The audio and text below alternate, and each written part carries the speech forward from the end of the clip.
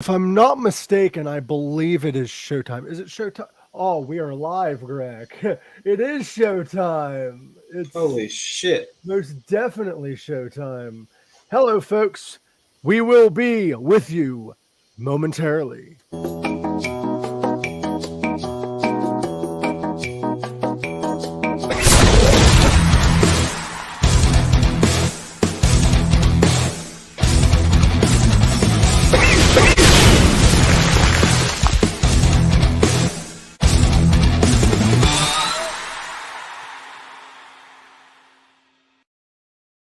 Hello, Gorak. How you doing, brother? We was just talking before we went live about how it's like Christmas is kind of weird for the time of year for different parts of the world because you're supposed to be having your summer, but you're not. Uh, It's been weird. and we're having our winter. And by the Yeah. way, Greg, your winter is not cold like ours is. Jeez. Bro, do you guys see snow in Australia? Like it in different states Oh will yeah, we happen. did mention that before. Like what the Yeah. fuck, man? By the Um, way, One of the girls that I work with, that works with me, she came back from the States with her boyfriend not long ago. And I said, "Oh, how was the weather?" And it goes, "Cold." It was like -4 when she was there. that's fucking awesome. Hi, Renee. Thanks for joining. Thank you for everyone for listening, by the way. We are supposed to have them damn kings showing up here shortly. Jeff Rhodes is supposed to be joining us in the studio momentarily. I would like to promote them a little bit. I'm not sure if they're running late or what's going on, but it is what it is. But they do have their debut album that just came out, I believe, a few months ago. Rise Up. It took them about 2 years to finally release, but it's here. Two So, years. Wow. due to the pandemic, Yeah, we'll, obviously that would do that to you. we'll discuss that a little bit. But it was released on September 30th. It Yeah. features the tracks "Throw It Away" and "Yesterday," which were actually released last year. And also, they just released their official music video in September for their song "The Pill," and they did just recently tour with Gemini Syndrome. So go check them guys out. They are a fantastic group. And me and Grak's just going to talk like we normally do until they show up. Grak, That's when they show up. how much snow do you guys typically get? Well, I'm not too sure, man. I know like places like Canberra and Melbourne gets the snow.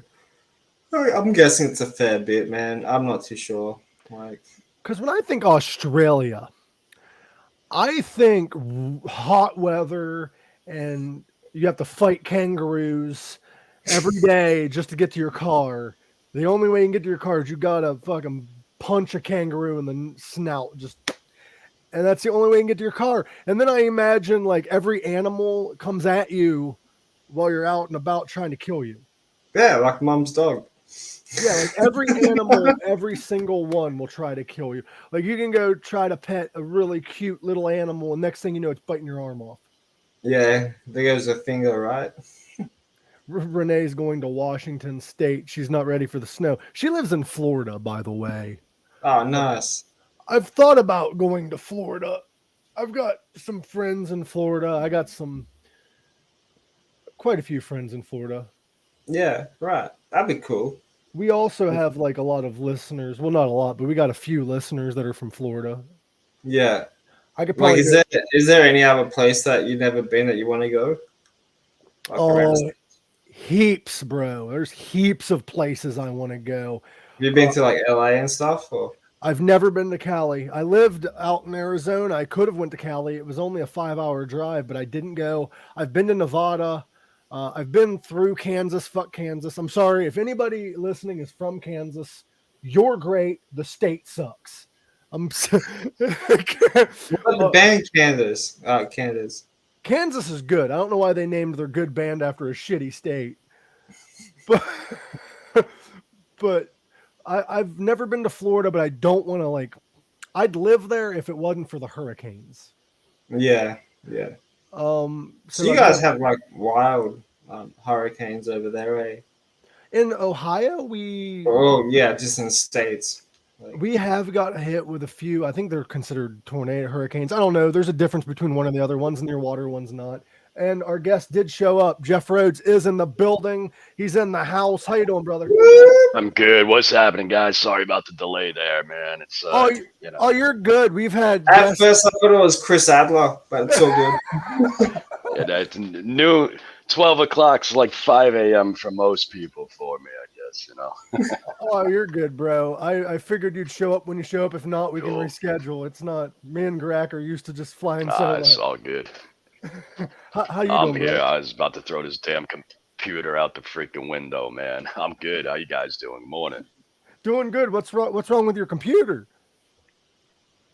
It's new. That's the problem, man. It don't make them like I had my old Mac. I had my old Mac for probably 15 years. This fucking new one, I've had it for 6 months. It's giving me problems already, They don't make them like they used to, bro. They really don't. That's it. Just like rock and roll, man. That's true. I mean, rock and roll there is starting to make a bit of a comeback, though. It is. Thank goodness. Thanks for bands like you guys. Oh, man, we're just out here trying to pound the pavement like everybody else. Which, by the way, everybody go check out Them Damn Kings, because you guys are fucking incredible. You guys kind of like, in my opinion, you guys have like the old like rock style, but you also have like the grungy style and like kind of like Black Label Society a little bit. Cool. I mean, well, Zach is probably my biggest influence, man. I mean, him and Randy have always been, they're the reason I got into all this, really, So it shines through. But we've gotten a lot of that old grunge, mid '90s kind of thing going on, which is interesting. Was never really my forte back then. I grew up listening to, Ozzy and all the hair metal stuff, man, and Slayer and Obituary and all that, and then Nirvana comes around, man, and kind of killed it all, man. But now everybody's they got this whole grunge comparison going on, and I go back and I'm like, fuck, this shit was really good. Right. Grunge got a lot of hate, but they were kind of heavy, some of those bands. I mean, fucking Soundgarden, Chains, man. These guys were freaking pounding it, man. I mean, fuck yeah. Chains was like borderline heavy metal more than grunge most of the time. Yeah, totally. But I think I just boycotted it because, it's like, fuck, man, like, I'm a Slayer, bro. The thing is, though, is Slayer was still around releasing good albums in the 90s. Oh, they definitely were. But I feel like it dropped from, the big arena tours to, the smaller theater kind of stuff. And it just it went very underground, How weird is it in a couple years Slayer is going to be on the classic rock station? And it's just about there, man. It's we were just talking about that the other day, man. We put on the radio and I was sitting there going like, fuck, man, like these guys don't play anything new. It's all fucking Led Zeppelin. My girl looks at me and she was like, yeah, in like another fucking 10 years, it's going to be, Slayer and Obituary and SOD and all that stuff, man. It's going to be the old classic rock shit, So, That reminds me of what this one guy said. He was like, before too long, we're going to be sitting there like, put on the music that Grandpa used to listen to. Now you've got something to die for. Yeah. Yeah, man. Rain and blood, You want to listen to old man music? Here it is. Yeah. Freaking moshing in wheelchairs and shit. Yeah. It's fucking awesome, man. That's what I'm talking about. But by the way, I have to tell everyone that comes on the show because they're expecting like an interview. No, we just bullshit. Yeah, like what the fuck is that, man? I'd rather bullshit, man. It's come on, he asked the same 5 fucking questions. All right, that was fun and boring. Fuck this. That must do your head in, like every time you do those type of interviews, like hearing all the same shit all the time. I mean, I swear I've got a list of like fucking the same answers on it, and I just sit here and try to figure out how can I say go fuck yourself in a different way, Yeah, exactly. What Please. What sucks is there's a lot of podcasters and stuff that does work for them because they do ask questions that most people don't. And I even ask questions because people want to know you. But the thing that drives me nuts is if you watch talk shows, always you watch Jimmy Fallon, then you'll watch the other guy, and they're both asking the same fucking questions in the same order. And then Very similar. Then you find out that the person that is doing the interview ain't even controlling the interview. Yeah, and it's Management. same. Yeah, exactly. You know, it's like I feel like it's the same list that circles around through the entire industry. When did your record come out? Fuck, man. Do 2 seconds of research, you'll find that out, man. I'm sick of fucking. Wait, it came out the same date it came out the last fucking 30 times I talked about this. You know? That's like before you came on, I was like, I told everybody your album came out in September. I got everything out of the way. Like, beautiful. Beautiful. Now I can get on to the real shit, man. You know? Right. Exactly. The bullshit. So you guys had to deal with this whole fucking pandemic bullshit. Now, I'm not going to ask why the album took forever. That's already been answered. I want to know what, like, you have been watching on TV during this pandemic. I want to know, like, what have you been diving into? What can we talk about? TV's not really, man. You know, my missus is a TV fanatic, man. I can't stand the shit, even though, I mean, there's a big one back there, but it's only for my studio. I mean, it's TV porno. I watch a lot of that. That's about about it. It's honest about it, man. That's cool. I love it because now we can dive into that side of the conversation. Because I don't I don't like talking about the fucked up shit unless the guest can handle it. All right. Just bring it on, bro. Do you know why this show is called Pink Sock Podcast? Do you know what a pink sock is? Usually I use a black sock when I'm in the bus, but you know. No, a pink sock. A pink sock is what happens when you don't use lubricants during anal play, and it looks like a sock. Hey, sweetheart, we got something new to try tonight. She's too busy watching her TV. I'll get her. I will report back on the next episode. Let me know, dude. Anytime you want to come on, my pink sock, you're more than welcome. Come on, your pink sock, huh? I actually have T-shirts made, but there's certain guests that aren't into that kind of humor, which I respect that. But I have shirts for guests that says, "Thank you for coming on my pink sock." I must order one of those. Yeah. I love this. Wear it on stage. Wear it on stage. Yeah, I will. It's just breast awareness. Don't worry, kids. Yeah, exactly. Spreading the love. Well, yeah, there you go. Let me fuck you in the ass without some lube. Basically, the whole reason I got into this business, man. You know, they're always getting fucked in the ass without any lube. Yeah. Well, what's crazy is I named the podcast because it was supposed to be just me and my buddy. We're into comedy, and we were just gonna bullshit about fucked up stories. And then like musician friends started coming on, and then it became this big thing. So occasionally I'll get that guest that's like not that kind of humor, is like, "What's a pink sock?" I'm like, "You don't want to know. You don't want to fucking know."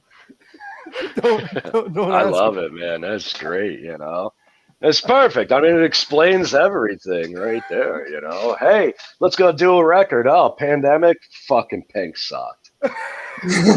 Now you can say next single. There you go, bro. Pink sock. Pink sock. Yeah, it's true. Rocked right in the ass without any lube. The story of my life. This is your Christmas present. Yeah. This is a new single. Hey, that's perfect. How would you guys feel about writing a song about a pink sock? It's already turning in my head. Dude, we're geniuses right now, bro. You have to let us use it as our theme song, though. Oh, yeah. Dude, I would gladly fucking write something, man. The challenge accepted. I can't wait to do the video for it. Wow. Dude, can I be in it? Absolutely. If only if I was in the States, because I live in Australia, I'm Just being All right.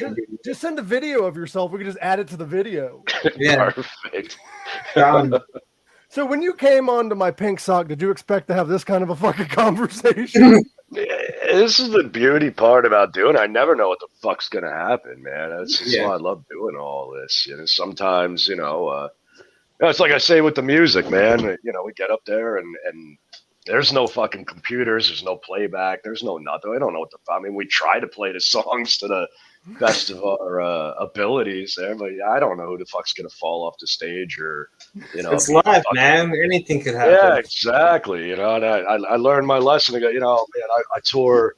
I've been touring out with numerous bands for over 20 some odd years now. You know, and back in the day when I was a kid, you had an iron fucking stomach and drink all day long and all night long. So I never really understood, man. And I'm out with some of these guys, and it's let's go to dinner. It's fucking 3 p.m. What do you mean, let's go to dinner, man? I'm fucking eat, an hour before. You can't eat 3-4 hours before the show. All right, whatever, man. So I never really took it into consideration. One of the first shows I ever did, man, it was fucking bad news. I went to the burger joint maybe 40 minutes before I got up and played, and actually, I don't even think it was burger. It may have been fucking Thai. I don't know. All I know is, yeah, man, rock and roll, dude. You can shit your pants right while you're playing. We'll throw up on stage, man. It's one of those.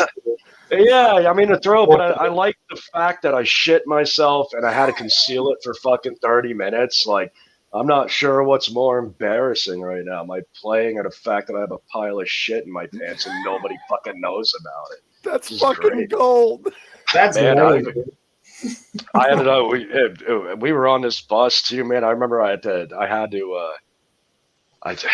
was so fucking embarrassed about it. There were these train tracks back there, and I grabbed a pair of sweatpants off the bus, and I went running up to these train tracks and threw my pants on. I'm fucking pouring water down my asshole, and hey guys, great show, wasn't it? Nobody had a clue. So, I think you guys are, aside from Ryan, you think you guys are the first ones to know this story, man. The beauty part about being up before 3 p.m. This is like being fucking drunk right now, man. I have no idea where I am. So your word of advice to all the up and coming musicians is don't eat before going on stage, or you might shit your pants. Don't do that. It's not good, man. You might get that one time where the chefs decided to not cook your shit right. And then, Is that the worst thing that's happened to you at a show?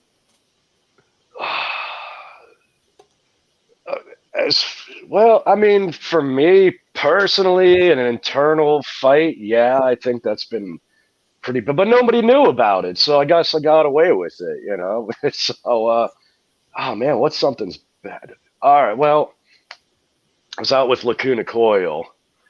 Fuck yeah. Not that I'd say it wasn't bad, but it's a good bad story, but good. It was the day I've been with Lacuna for almost 15 years now, and I almost wasn't. I was out. We were on the Megadeth Motorhead run, and walking back and walking through the backstage. I do front of house for Lacuna, and I'm walking through the backstage, and there's Lemmy. He's like, "Hey, man, I know you. Come in here." All right, what the fuck, man? So I say hi to the guy, and he's like, "Hey, have a drink with me." All right, I'll fucking drink. He hands me a bottle of whiskey. I didn't go to fucking pour the drink, man. He pulls out another bottle, and I'm like, holy shit, all right. So me and him had a fucking tie in one, and this is probably the drunkest I've ever been. It's like show 3, man, and I am fucked. There's 9 fucking mixing consoles out there. I can't see a fucking thing. I end up fucking puking all over myself. And I fell over and ended up pushing the fucking, like, every damn fader to its max, man.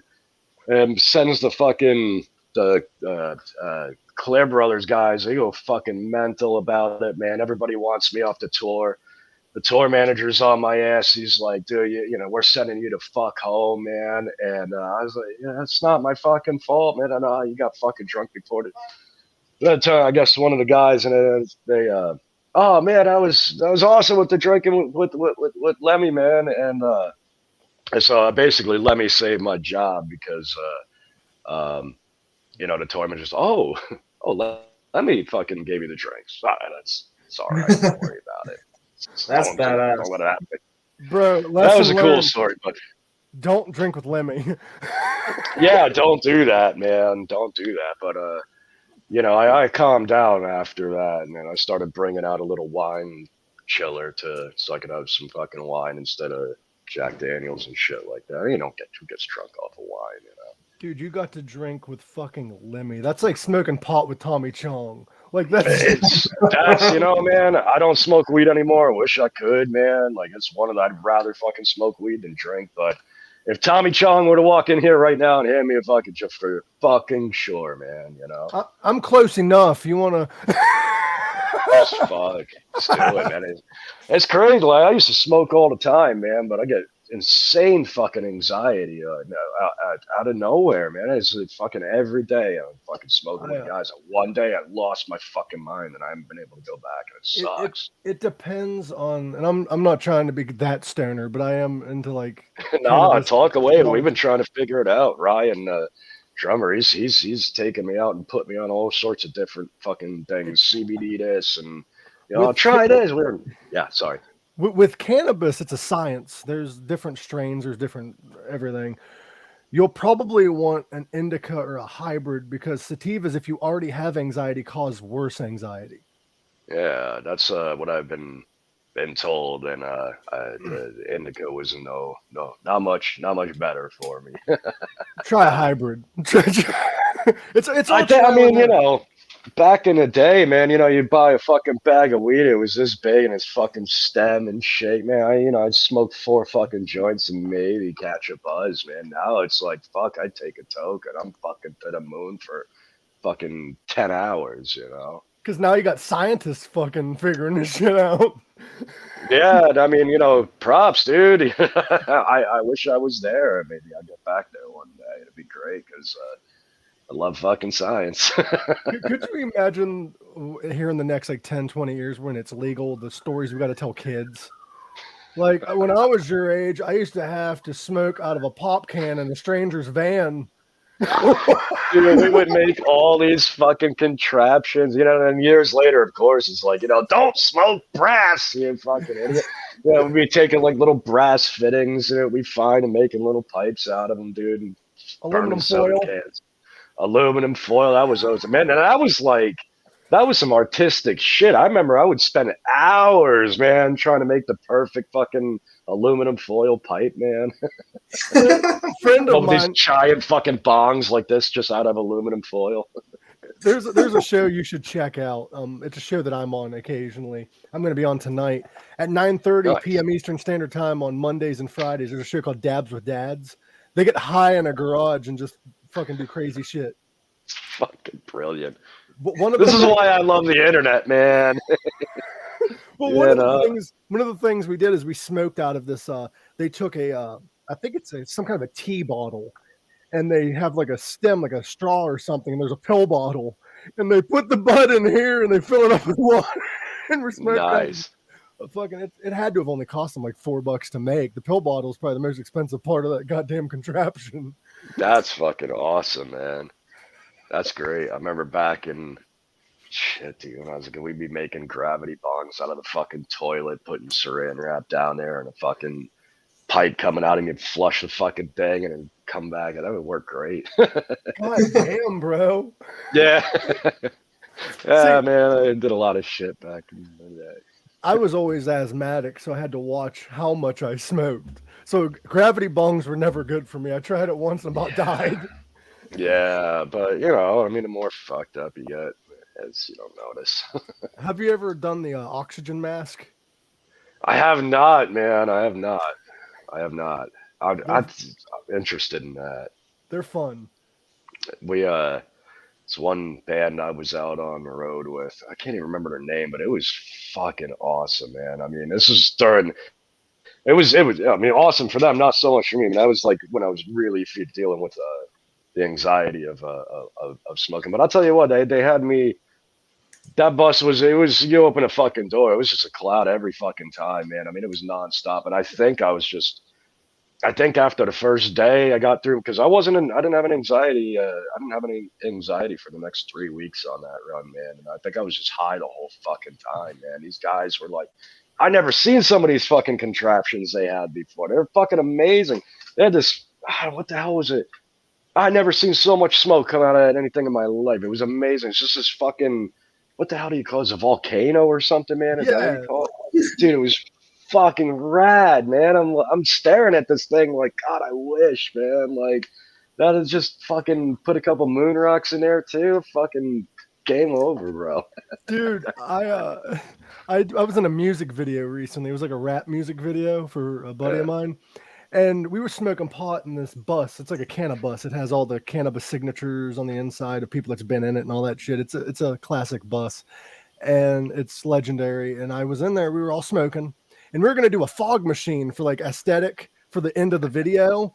Yeah. Fuck, dude, we only needed like 20% of that fog was actually fog. The rest was just fucking nice pot smoke. I'm like, nice. That's fucking great. That's awesome, man. I love that. Like, I fucking see the paranoia though, and the anxiety with smoking. I have that now, and I don't know why. When I was living out west, I had no anxiety no matter what I smoked. Nowadays, I freak the fuck out. Next thing I know, I think I'm dying. Man. God forbid I have to drive home because every single headlight's a cop. Fuck yeah, it is, man. Oh, dude. Yeah, I don't know, man. You know, I don't know if it's somebody was telling me that it's like every 7 years the chemicals in your brain changes. That makes sense. So I mean, I don't know how true it is, but no, I guess I'm probably due then. Should probably fucking try again. See what happens. Trial and error. I'm more of an edibles guy myself, but the edibles are no fun for some people because you eat them, you forgot you ate them, and the next thing you know, you're like, why am I high in Walmart? Dude, totally, man. Yeah. Yeah, and it's even better when you inadvertently eat edibles, man, you know, like on your way to do something fucking important, like, you know, a show or yeah. There was one of those. Well, what's crazy is somebody gave me a Rice Krispie treat at a show. I went and saw, I think it was an Alice Cooper concert I went to, and somebody in the parking lot had a Rice Krispie treat about that big. And they're like, be careful, that's pretty strong. And I'm like, whatever. So I took the corner and I ate it. Well, next thing I know, I'm stoned in a restaurant and I've got a Rice Krispie treat. So I fucking ate the rest of it, not thinking. That was one of the best shows I've been to. Hell yeah, man. I mean, you know, I like going to shows now, but it used to be pretty fucking good when I was off my nut. So. Right. Well, the thing with weed is it's not like any other drug or anything. It just makes everything better. It improves your mood, unless you have anxiety.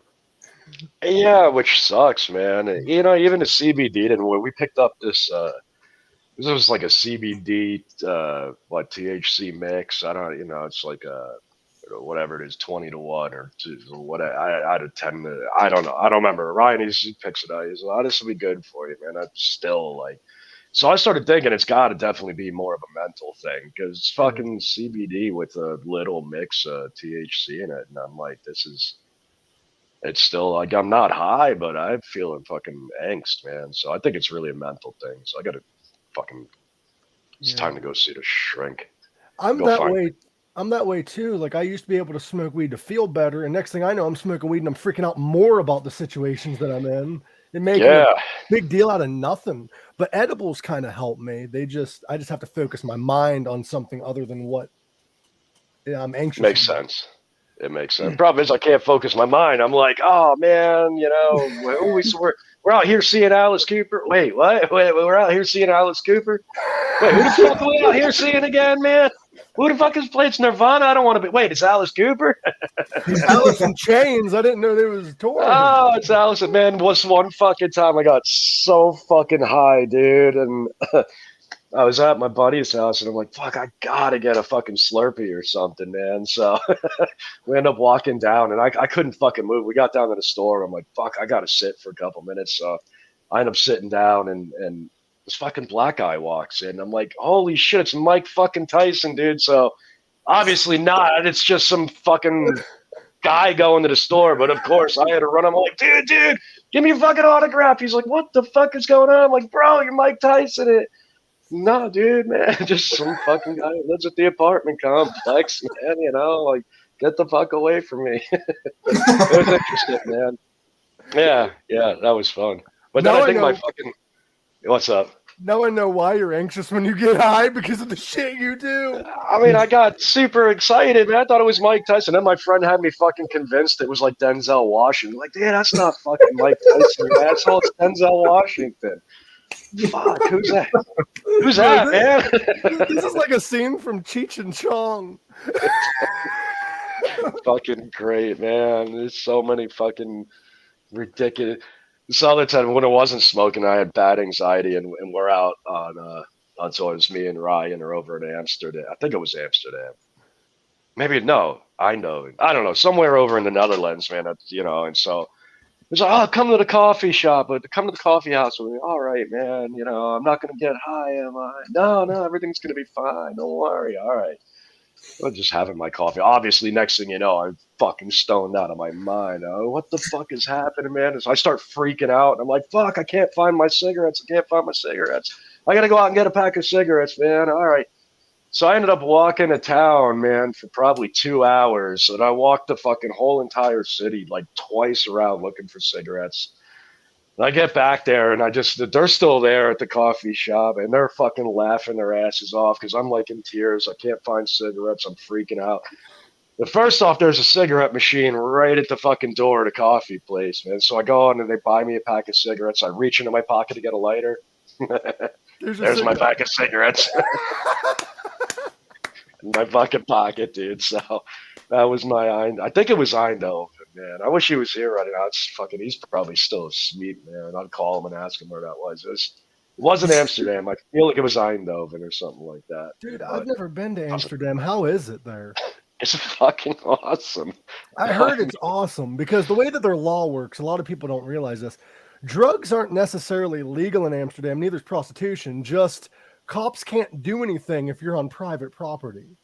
Oh, well, that's good news. If you're out and about smoking pot in public, they can arrest you if they want. Yeah, you know, it's interesting. Like, I'll go, you know, you go to Denver, you walk, I mean, well, you can't go to Denver without getting fucking high anymore, basically. It's just everybody's outside smoking, which, you know, whatever, man. It's great. But, yeah, I never really noticed anybody in Amsterdam. I never noticed it on the streets, man. It was very interesting. Yep, that's why. Actually, I read somewhere that you can get a police escort to the coffee shop to get weed, and the cop will drive you to your other destination without any questions. That's great. Take me to get some weed, man. All right, now take me to the fucking brothel. Perfect.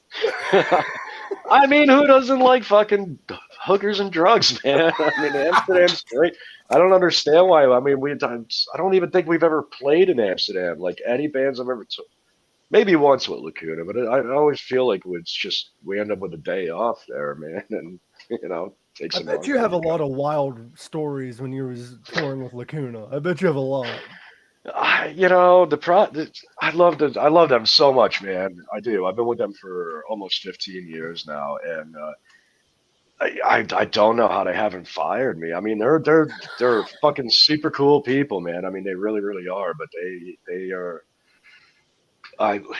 conservative cool, I guess is the right word for it, man. Like, we like to have cool.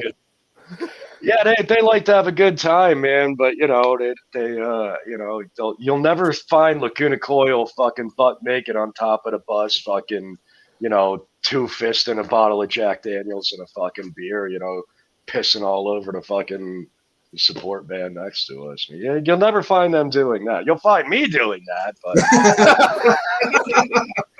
and somehow I feel like they just keep me around for fucking, you know, comedy relief most of the time. Well, that's a good thing, man. That's a good thing, dude. Like, you're knocking over Lemmy's fucking You're doing the right thing. Yeah, I guess, man. I mean, you know, we're all getting older, and it's I don't know if it's so Gotta funny. enjoy it, man. It's great for me. I love it, man. I don't give a fuck, but You got to enjoy your life. Like, you got to enjoy life. My question is, though, is you said you met Lemmy. Was that the only time you encountered Lemmy? No, I met him previous to that. I was on tour.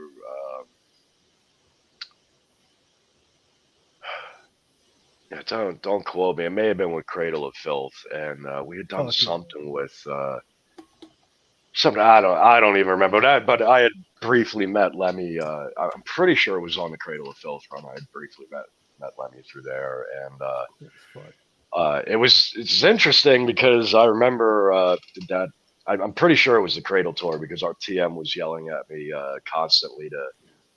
It's too fucking loud, turn it down, and so I was doing sound for them, and obviously, the band was like, oh, fuck yourself, this is awesome, and bro, it's Lemmy, it's Motorhead, dude, there's no too loud. It's fucking great, man. So it's great. I'm pretty sure it was the Cradle tour. I'm pretty sure it was that one. And this is 20 some odd years ago, and Lemmy comes up to me and he's like, fucking hell, man, you're fucking loud, man, you noisy little bastard. And obviously, I'm pretty sure we had a couple of drinks that night, too, back over at the Rainbow or maybe the Viper Room or something. But then maybe just before the pandemic, I think it was 2019, Phil Campbell's got Phil Campbell and the Bastard Sons. Mm-hmm. And right. That are fucking awesome, man. And I was doing sound for King out on one of those I think it was, I don't remember which cruise, one of those rock and roll cruises, man. May have been Motorboat. No, it wasn't Motorboat because let me. Rock and Range? No, it was either 70,000 tons of metal or the Chris Jericho cruise or one of them. But anyway, I'm out there and I mix King and Phil Campbell was standing side stage and maybe he was playing after us. I don't remember, man. But I was excited. I'm like, oh fuck, it's Phil. And I went running up to Phil and I'm like, hey man, I'm Jeff Rhodes. I'm Dan Kings. We had to at that particular time we had the same management, and it's so funny one after that. Anyway, he looks at he's just looking at me like I got bugs crawling out of my fucking. I was like, I'm doing sound for King, man. He's like, you're the noisy little bastard. This is too fucking loud. And I'm like, this is fucking. And instantaneously, I remembered that conversation with Lemmy, man, back with Cradle. I'm like, that's fucking great. 2 out of 3 fucking members, man, have told me I'm too fucking loud. You're fucking Motorhead. You pride yourself on being the loudest band in the fucking world, man. It was great, man. But it just made my day. It didn't feel like they were yelling at me. It felt like a fucking compliment, Right? Yeah. Which I think it was. Because you pride yourself in being a loud band and you're complaining about being too fucking loud. Yeah, man. Oh, it is. Then I end up meeting Phil in the toilet later on, man. That's what I told him. He was like, "Oh, hey, you're that Jeff guy." Yeah, man. I was like, "Hey, we got the same manager." He's like, "I don't have a manager." I'm like, "Dude, fucking, Singerman, Todd Singerman, Adam Soul. Who? You're a fucking manager, man, Todd, dude." Oh yeah, man. He's fucking great. Been with them 30 fucking years now. Fuck you, Todd, man. You didn't even know what I was talking about fucking 5 seconds ago. I don't even have a manager, man. I don't even have a manager. And fucking 5 minutes later, Todd, Adam, the guys who manage Motorhead, you. Oh yeah, man. These fucking guys are great. Fuck, dude. I don't know why this reminds me of this, but I went and saw Ozzy live. And he forgot his drummer's name. That's brilliant. He tried introducing his band and just fucking forgot his drummer's name. I love it, dude. Every time, man, we did a couple runs with Ozzy, and every fucking time was just a pure fucking calamity shit show. It's great, man. I don't know the inner workings of the Ozzy camp. I don't. I've seen some. There's a strike that I've heard some interesting things, man, talking to some of the local reps that were putting on the festival or something. It's a fucking machine, but these man, every fucking day when we were at these festivals, doing these festivals with Ozzy, man, it was just something else, man. It was something different every fucking day, man. Just the clown show that was going on is awesome. That dude should have been a comedian. Yeah, he's got a great fallback if this doesn't work out for him, you know. Did you ever get to meet him? You know, it's funny, man. You know, never meet your fucking heroes, which I have never met Ozzy. I've never met Zakk Wylde. You know, there have been many, many, many times that, you know, Zach's been standing 2 feet away from me. And it's like right when I go to get his, he's my favorite guitar player. Like aside from Randy, he's, you know, my favorite. Oh. And you know, I'll be standing 2 feet away from me, and every time I'm about to go, like, hey, is that somebody's got to grab my fucking attention? Oh yeah, just give me 1 sec.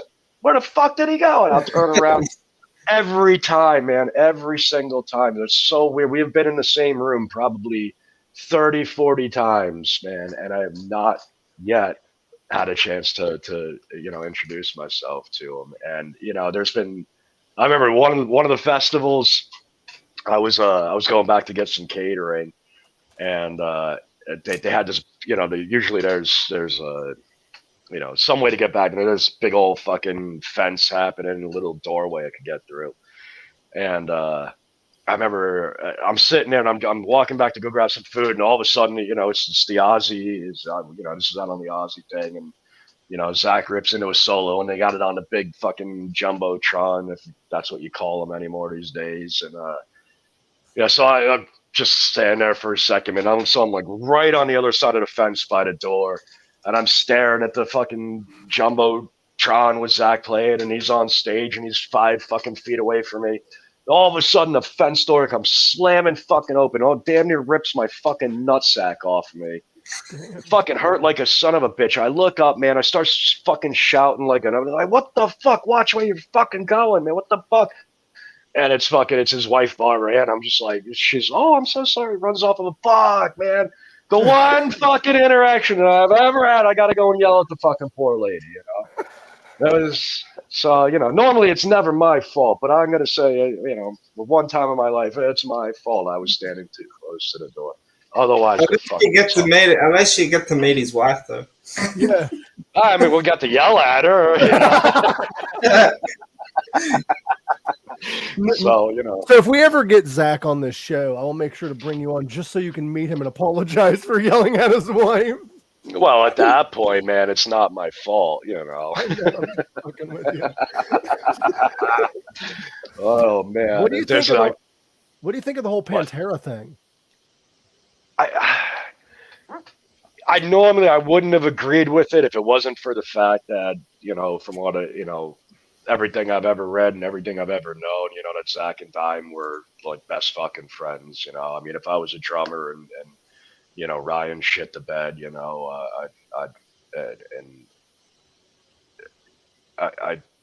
I would go out and do something like that. You know, he's my best fucking friend, man. You know, and he's you know, he did the record. He's been, you know, Lacuna's drummer forever. We've known each other a really long time.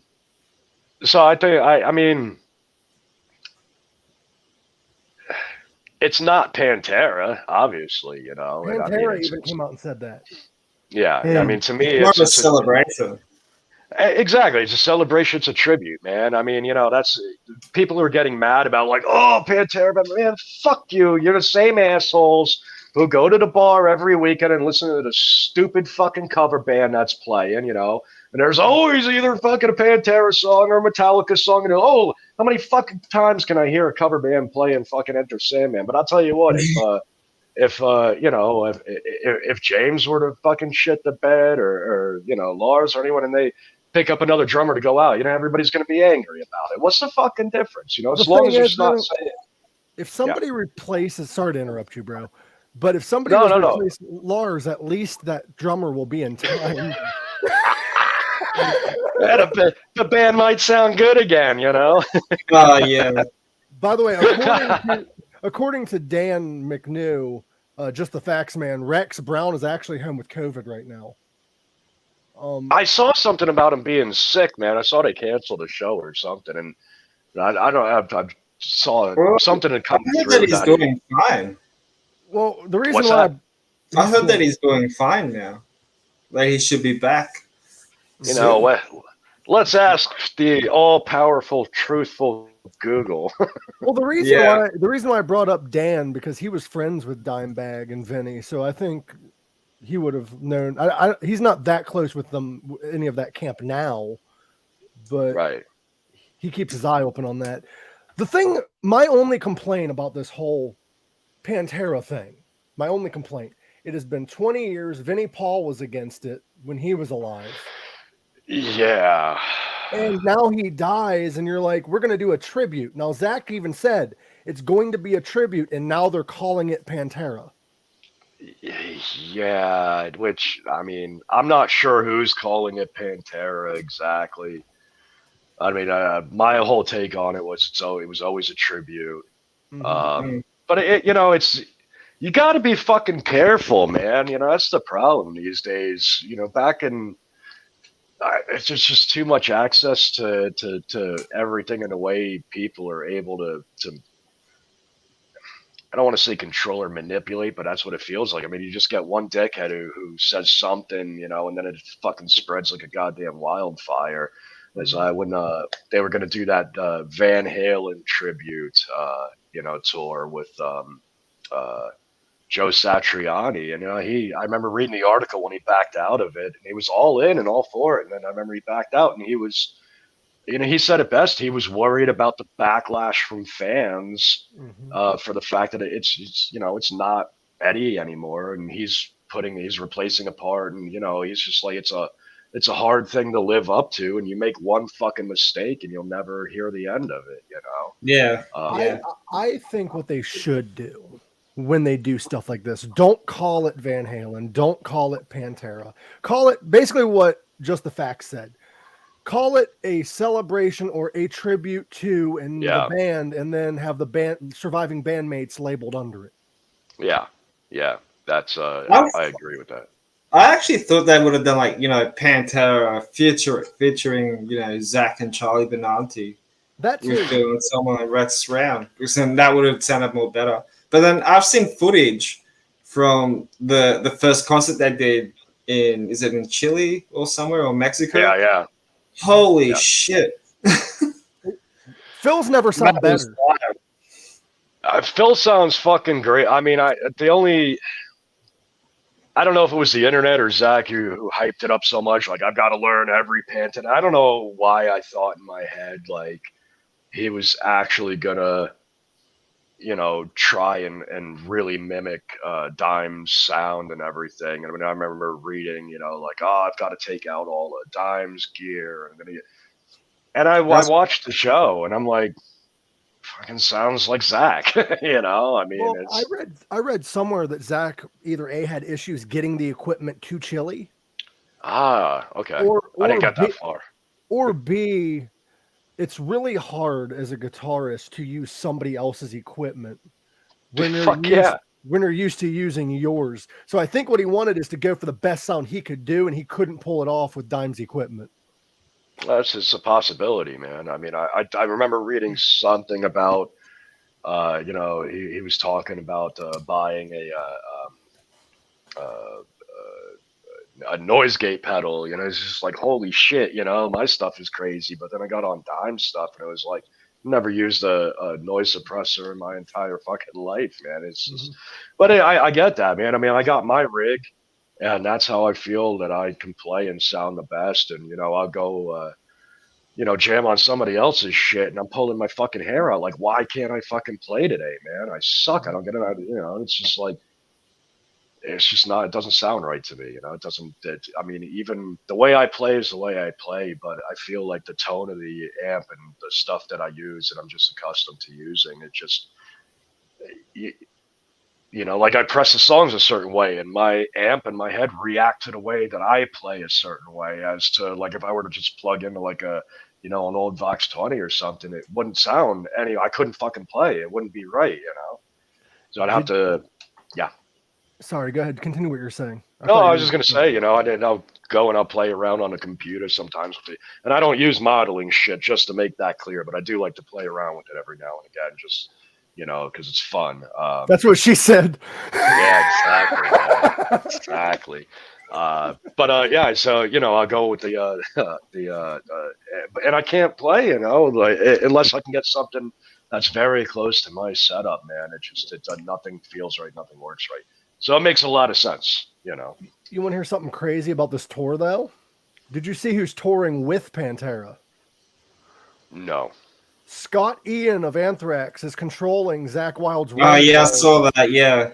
Wait, so that was fucking true, man? I read that and thought it was a fucking meme or something, dude. And Zakk wrote a note. It says, "Scott, don't fuck it up." Yeah, Scott, don't fuck it up.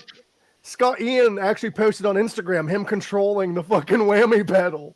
I saw that, man. All right, I saw something about him controlling the whammy pedal. I was laughing. I was like, this isn't fucking real, dude. But you should see the note on there. It says, "Don't fuck it up."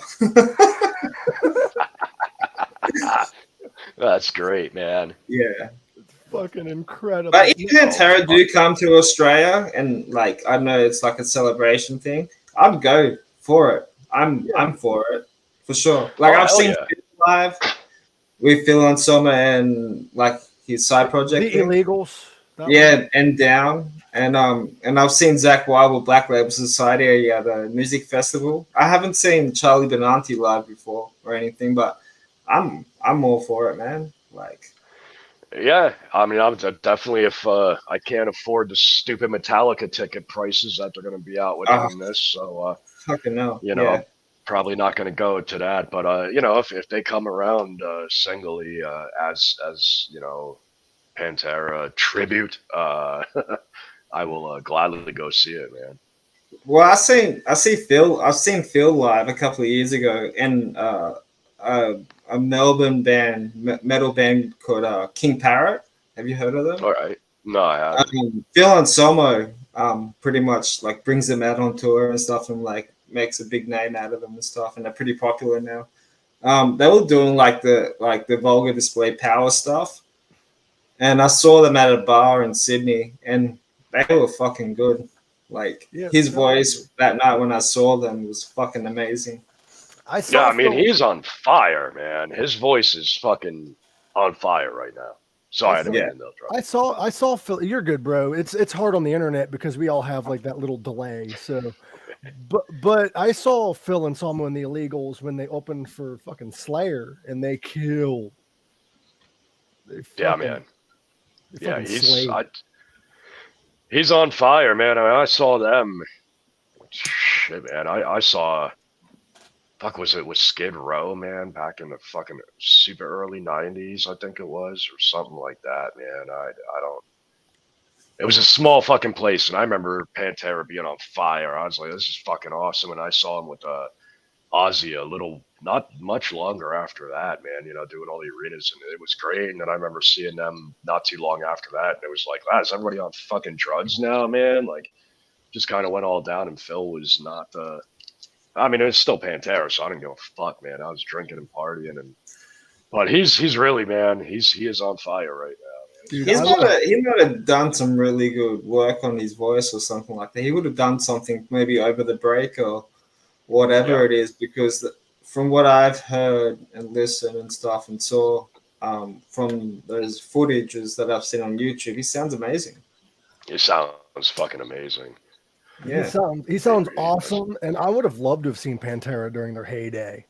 Same. Did you see what Pantera is doing for Dimebag's birthday? No. When they're doing they're playing in Dallas, Texas.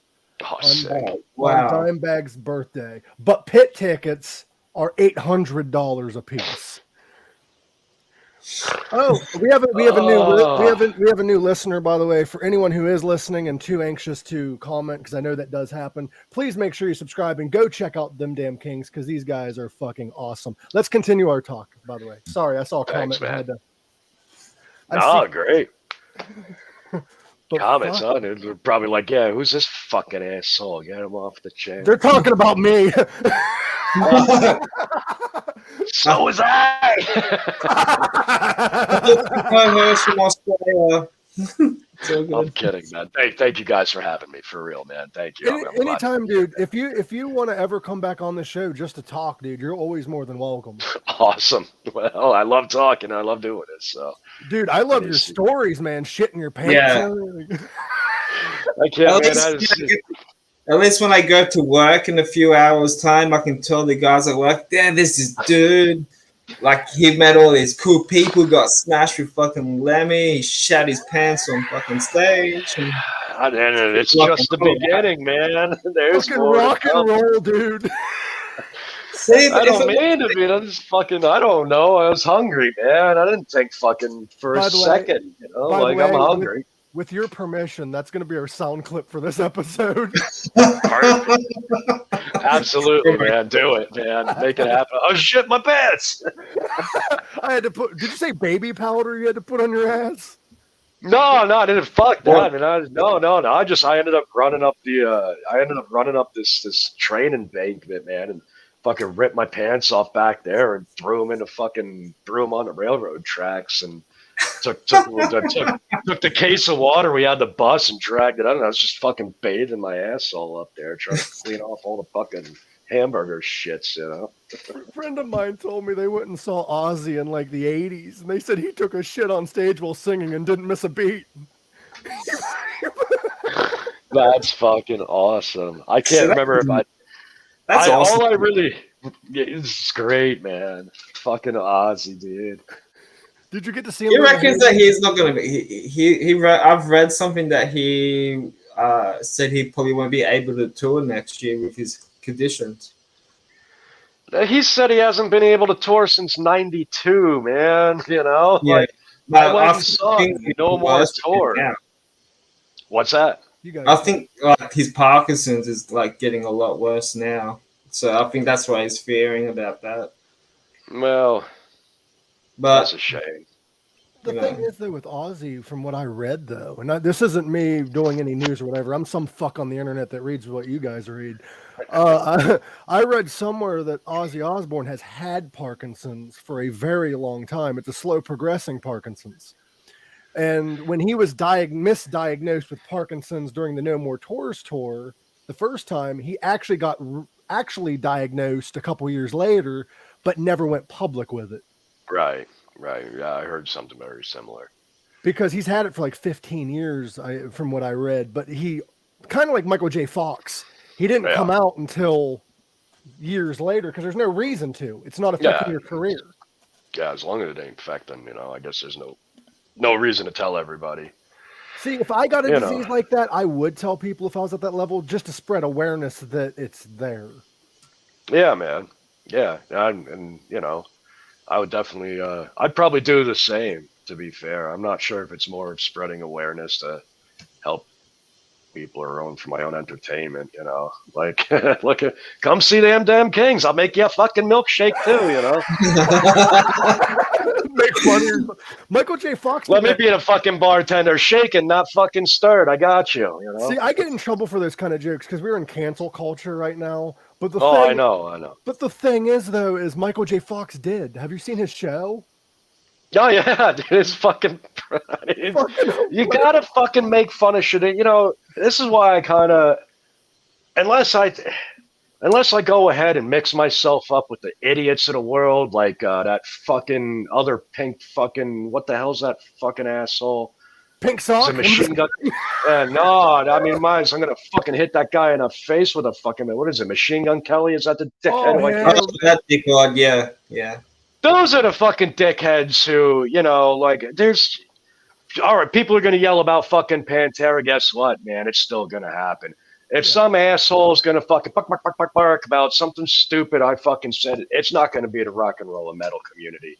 I like to believe we all got a sense of humor, and you got to make fun of fucking yourself and life, man. I mean, life sucks, so why not have a good fucking time? It's the little shitheads who are sitting like, did you see what Kim Kardashian did today? Oh, no, that shit fucking, you know, just, I mean, yeah. I mean, but, you know, I mean, not to say that cancel culture isn't real, you know. I mean, you've got, I mean, look what they did to Chappelle, you know. I mean, but the beauty part, and this is why I feel like, you know, the joke's on everybody every fucking time when it comes to that guy. It's like, so you canceled a sold out show. How did you do that? Chappelle's actually coming to Australia next year. Oh, nice, man. He's going to be playing at a venue just up the road from my place. Chappelle actually lives an hour and a half away from me. He lives in Ohio. Oh, yeah, you're in Ohio, right? That's good. Now I know where to go fucking hang out to stalk him, man. He's another one I'd like to meet, man. I think his comedy is fucking just on point, man. I mean, you know. He's the only black guy in an all hippie neighborhood. I mean, it's fucking perfect. It just goes with him. He's great. I feel like I love Richard Pryor, man. I love all the old comic, but I really feel like he is he's got a mixture of just everybody, man. Like, you know, he's not just going up there to say shit. Yeah. I fucking love that. And I mean, he is going up there to say shit, but you know, it's great how he's able to get a lot of his personal truths, or just the truth of everything out that I've seen. I fucking love it. Anyway, the point is like, you can't fucking touch him. You're not going to be able to touch rock and roll. You know, See, I mean, yeah. I say Dave Chappelle. Sorry to interrupt your thought, but I would say Dave Chappelle is the George Carlin and Richard Pryor of our generation. Yeah, because completely. George and Richard had cancel culture type shit on their backs for years. Yeah. And yeah, I agree with guess... I agree with some cancel culture. Like, if you sexually assaulted a woman or you're a piece of shit, then yeah, you should be canceled. It should be fucking dead. I mean, dude, if you're gonna fucking, you know, rape a 14-year-old, you just no, man. I don't agree with it. You're gonna. Sorry if you're gonna rape anybody. I don't fucking. You know, that shit's different story. But you're gonna go out there and fucking talk, or I'm gonna talk about. I got a song on my new on our new record. It's called Dickweed. My manager was fucking losing his mind about it. He loved the song at first before he actually paid attention to the fucking lyrics. And he's like, you can't put this on here. You're going to get canceled. It's the whole fucking cancel culture. Like, who listens to me anyway? Like, nothing's going to fucking happen. You think it's like that with Cannibal Corpse as well. Yeah, but you can't understand what they're saying. Exactly. Yeah, exactly. You know, but, you know, I just feel like... we don't, unless you're insanely popular and you've made this crossover. I just don't see. I don't know, man. If you want to cancel me, well, yeah, you've taken away my $0 profit that I make from playing in a band. Well, what pisses me off is the people that are like, you said this 5 or 10 years ago. That was me then. I've changed. Like, human beings, people don't realize this. Some people don't change. That's just those people, but most people evolve, they mature. Why are you canceling them for shit years ago? That's like, I think Kevin Hart was supposed to do the Grammys and was told he can't do it anymore for a comment he made on Twitter 10 years ago. Yeah, that's fucking ridiculous. That just shows, man, like there is a very, very deep-seated problem with human beings, man, and they should have never closed down all the mental institutions, you know? Like, I'd come the fuck on. If you're really going to call somebody out for something they did 10 years, it's like I always said, if I say something stupid and somebody doesn't like it, well, fucking prove me wrong, man. If you can convince me that I'm wrong, great, that I'm fucking wrong, and what I've said, you know, it's changed my mind. I'm now a different person. It negates everything that I've done in the past. But, you know, like David fucking, what's his name? David Snowden? Edward Snowden. Edward Snowden. You know, it's like he's talking about how, especially now with the technology, like it doesn't fucking matter, man. Everything we do is leaving an imprint. This is always going to be around what we're doing right now, you know? Yeah. It's left an imprint. It's there. Somebody's always going to be able to find it. So you know what? In 20 years, somebody's going to come back to this and find out that, you know, I'm going to go test the pink sock there. He said he shit his pants. Oh, no, you know, like, come on. My I hope you get famous for that one, man. If you dislike what I said, bring it up within 3 years. I have a 3-year thing. Bring it up in 3 years. If not, Be done with it. That's like I had somebody come after me for something I said on an Instagram comment like 10 years ago. I'm like, oh, I don't even know what the hell I meant by it, so I can't really defend myself. Yeah. Boy, you can't. It's only 1 PM right now. I can't fucking be held accountable for anything I say before fucking 5 o'clock at night. You know, it's just fucking. And even then, after 5:30, I can't be held accountable because I'm drunk off my ass. You know, so. I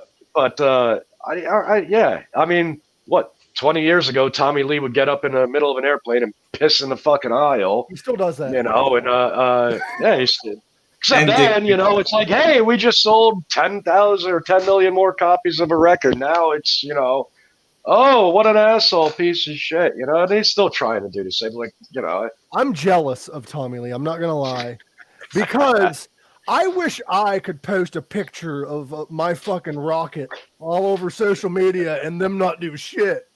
It's fucking brilliant, man. If I had a dick like that, I'd show it off too. Like, I don't. It's good as fuck, yeah. And I love he gets away with it. I'll tell you, man, I just want to be his finger or Jared Leto's finger, man, just for that'd be nice. Or just let me smell it, man. I mean, God.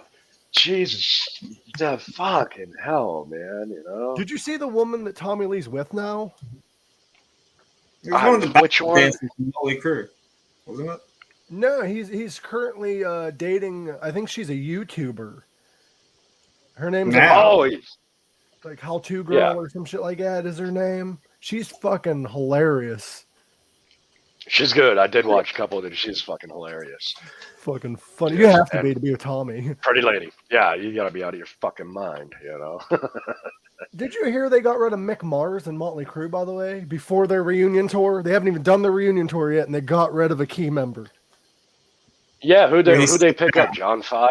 Who's playing with them? Yeah. John 5 left Rob Zombie for Motley Crue, but Rob Zombie picked up Mike Riggs, his original guitar player. Yeah. Man, that fucking guy. Well, people change, like we all say.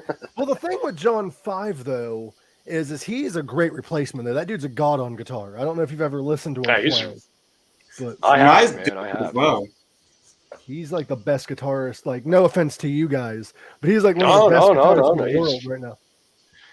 He's fucking great, man. He's a really good guitar player, man. He's super nice guy. Because like he's always playing every fucking day, and that should have been me. Like, this dude don't jerk off. This dude does not jerk off. He wakes up, plays guitar, and gets off while playing. That's the only. Yeah, I'm too old for that, man. You know, I'd rather jerk off all day. So you're telling me it's going to be a while for the second album because you're too busy jerking off?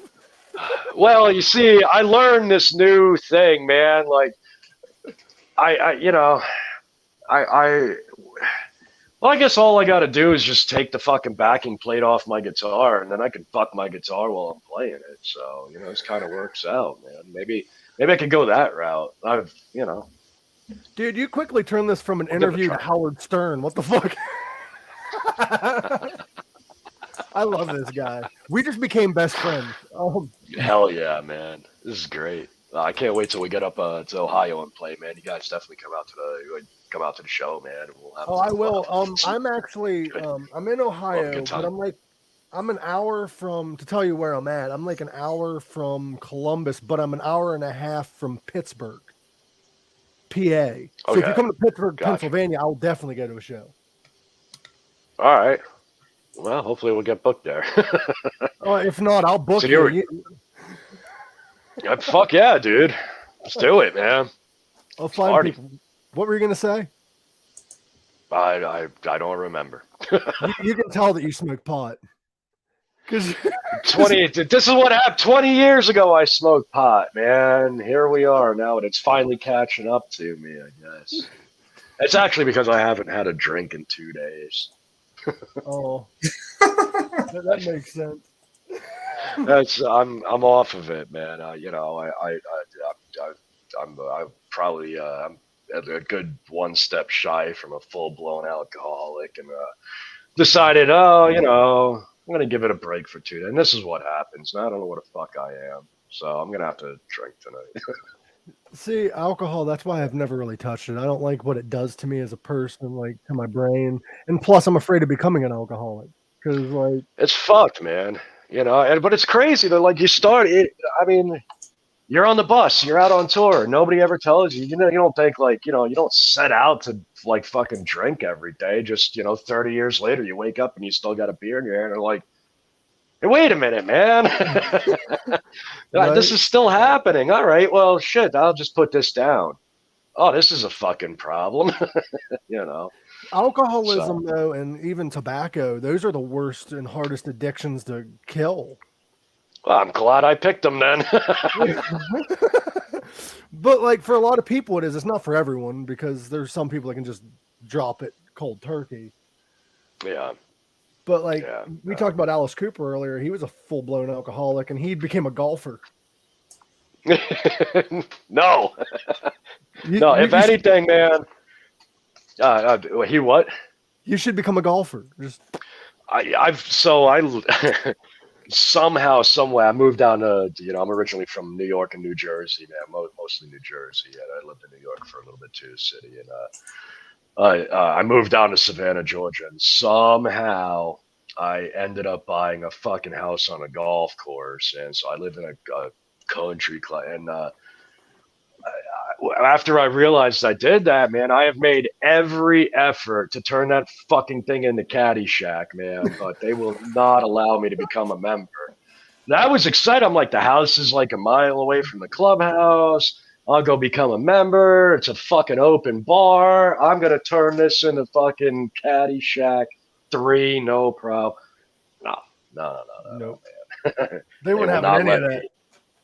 They won't let me in, man. But I did when I first moved here. You remember those like exploding golf balls? Yeah. I'd go around the course, man. Hopefully this isn't illegal because oh no, wait, I've been down here 7 years now, so we're probably just about past it. And I'd leave them all over the fucking course, man. I just go out there at 2 a.m. bored, man, and just throw fucking exploding golf balls all over the place. So, they're in circulation somewhere at this place, and that's fucking great. Do you still have them golf balls by chance? No, I mean, I'm sure I do have a couple boxes of exploding golf balls somewhere, man. I'll have to dig them up. I don't know what I've done with them. Dude, that'd be killer for a music video. That's a great idea. Fucking play golf with exploding golf balls. That's a great idea, man. Yeah, dude, so that's the kind of shit I like to do. So, since we didn't really get to discuss music in this time, let's discuss a little bit of what you want to promote and what you came here for. I've forgotten, man. Exploding golf balls, booze, shit in your pants. It's just, Getting drunk with Lenny. What more promotion do I need to do, man? So I play in a band. There you go. It's called Them Damn Kings. Let's talk about it. This guy's in Them Damn Kings. They have an album they just released on September 30th called Rise Up. And you guys just recently released a music video for The Pill. Do you have anything else coming up, though? Any music videos you want to promote? Music? Yeah, we're working on another video right now. Actually, 2 more videos for Good Enough and I've already forgotten the fucking song. Compromise is the other. So anyway, we're working on those videos. We're actually about to do the new record already. Damn. So that. Oh yeah. If it was up to me, man, the more and more my manager and anybody that has any involvement in this fucking business and Them Damn Kings, I said, you can't do it like that. You got to do it like this. The more they tell me to do shit their way, the more I'm doing it my fucking way. And if it was up to me, I'd put a record out every 6 months, man, but I think I'd make the label go broke if I did that. So, but we are already putting the new one out. We're working on, Ryan will be back out here in February to do the track the drums. So we're trying to get that one out in April of next year, and that'll be out on Earache Digital. And we put this one out September 30th. It's been going pretty fairly well. I mean, fucking killer album, dude. It was worth the 2-year wait. It was Good, thank you. I fucking didn't want to wait. I mean, I did not want to wait 2 years. You know, we had planned on. I have a buddy of mine, the opposite of you, by the way. not by choice. So he's the one who hits the golf balls, right? Yeah. You want to release an album like every 6 months. A buddy of mine, he's in a punk band. They're called the Stereotypes. They released. I'm sure they release every 2 weeks. No. When he was like 17, they formed the band, or 16. They released one short album with a couple songs on it, and then they broke up. Well, that single went around and is now one of the most expensive punk singles ever because it's hard to find it on vinyl, going for like $5,000. And he was told 35 years later that, hey, you guys are popular. You should get back together. So they did, and they released their debut album 40 years after the single. That's awesome, man. 40 years after. All right, Dave, I got some catching up to do there. So it went from like, here's the single, and now you finally get the album 40 years later. Some of our fans might be dead, but here you go. all fans are dead. That's amazing. That sounds like, something that would happen to me, man. Hey, you're finally popular. All your fans are fucking dead. You're releasing. No, not that I can't fucking die and become popular. No, I got to live through this shit now. You know what my luck would be? I work so hard for this podcast to get out there, be popular, get more subscribers and stuff. I die and then it becomes popular because it's a nostalgia kind of thing. Yeah, but you'll never know it, man. That's kind of my whole point, It gets fucking, that's something terrible happens while you're still alive after becoming popular. It's like, fuck, I got to live through this shit now. I think it's better to be dead and then get popular. Yeah. Like, I would love to eventually get to the point where, like, I can make enough money off of this so I don't have to fucking go to work. That's my only goal. Yeah. Like, yeah, I've got a problem, man, because, that's what I want to do is, make some money doing this. But I've already boycotted work, so, I'm stuck. So, bro, is it true? A friend of mine said this as a joke. He was like, so I'm not really in a band. I'm just a traveling t-shirt salesman. That's great, except I can't even sell any fucking shirts, so, Because you need to make funny shirts. Yeah. I mean, isn't them damn Kings funny enough? No. I shat my pants at a Them Damn Kings concert. Have that as a shirt. That's I'm definitely gonna do that one. I'm doing that, man. I'll send you the first copy. Bro, that's great. You could have went full out Gigi Allen on it. You know who the fuck that is? I know who Gigi Allen is, man. You're lucky you didn't do that. You didn't take off your shitty drawers and throw them into the crowd. I start rubbing it all over myself. No, I was thoroughly embarrassed, man. I gotta say, I did not want that to happen again. Yeah, but dude, that sounds awful. I'm sorry. Now that I know I can get away with it, though, man, maybe it could be a thing. Fucking look for the diaper. Diapers, come on, man. Just go on full on, no underwear. It's like a race trying to get the show done before it starts crawling out of the bottom of your pants. Dude, you should wear a diaper because have a shirt that says, how was them damn Kings concert? And on the back it says, it depends. Now that's a fucking great pun, man. I like that, dude. That's perfect. Dude, that's a shirt. That'd be a good shirt. Buy it, man. I fucking buy it. Depends. It depends. Start selling. I'd probably sell, man. That's it. It's fucking crazy. People are so weird, dude. Like they'll buy the t-shirts, they'll buy the CDs at the shows, man. They'd probably even buy, a box of Depends, trying to depend on it.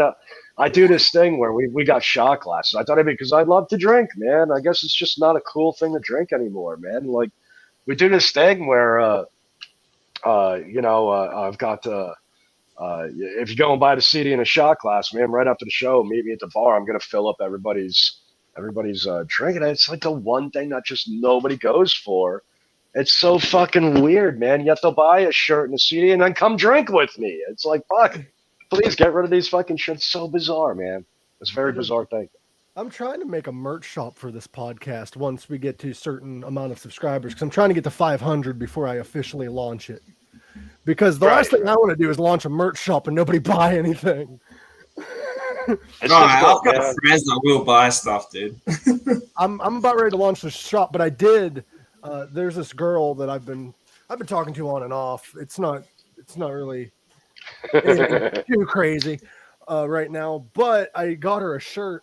And check this out, bro. This is how I am as a person. Let me take off my headphones real quick. I think this is going to be good. What kind of merch you guys need? Are you ready for it? What are you guys laughing about? This is going to be good. It's me in drag, and it says Queen on it. Queen Beautiful. Beautiful. Say it's a bootleg t-shirt. Beautiful. That's fucking great, man. See, that is for sure something that I would buy. Dude, you should hire me for coming up with shirt ideas. They're not going to be the best, but they'd be fucked up and funny.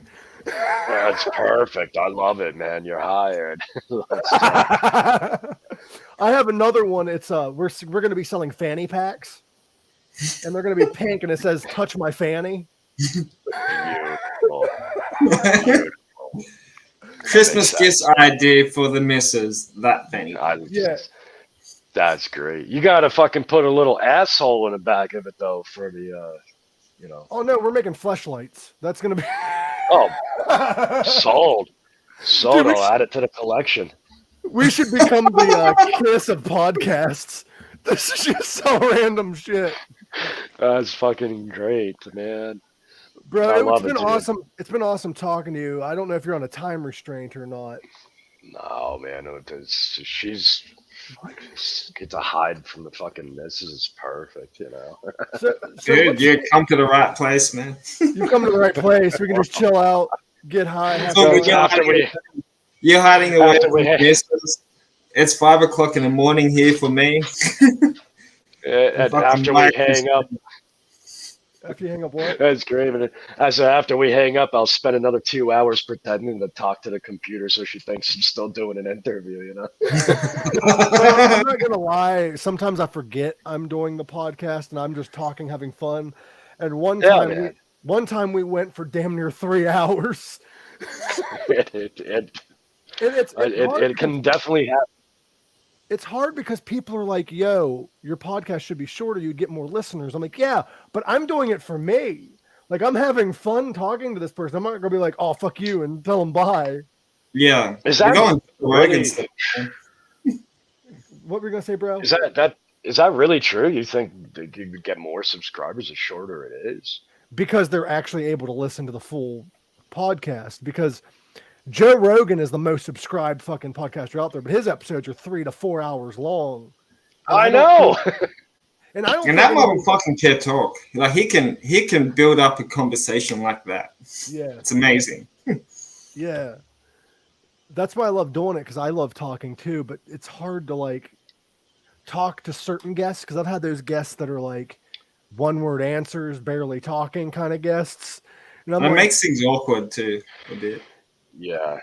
I'm like, did you Google the name of the podcast and not like it? Yeah, there is that, man. I mean, and you know, to be fair, I guess that people maybe are thinking, you know, it's like, oh, I'll come to promote. But fuck that, dude. Like, I like this kind of you know, interaction, man. This is, you know, it's, you never know what the hell is going to be talked about. I mean, you know. We found out I shit my pants. I've never talked about that before. Hey, who cares, man? Hey, I'm not dissing the podcasts that do have scripts, because I got friends that have those and that promote bands and stuff, and I love doing that. But the issue I've always had is I personally can't keep to a script, because what happens is somebody will mention something, and next thing I know, only one of the 20 questions I had was actually asked. And then I'm upset with myself later on. I'm like, I didn't ask that. You can't be upset about something you never planned. Yeah, that's true. Yeah, it's that always. I mean, it's interesting. I always find, I guess this is kind of what I like, you know. I mean, occasionally I like to watch somebody interview, but if you're doing an interview like that, man, where you just, wrap it, then yeah, 10, 15 minutes. But this is the kind of stuff I like. I listen to Joe Rogan all day long, man. Anything I can find interesting, it's long. You never know what's going to happen, man. He's had Dave Mustaine on there too. What's that? He had Dave Mustaine on his show as well. From Megadeth. Oh yeah, man. I was just watching that one the other day. It was so fucking hard to hear Dave, though. I couldn't.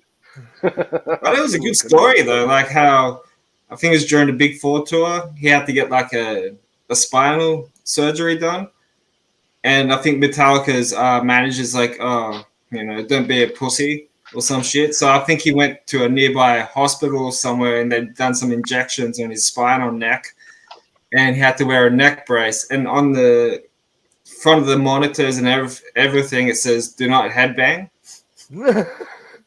because he couldn't headbang because of his fucking neck.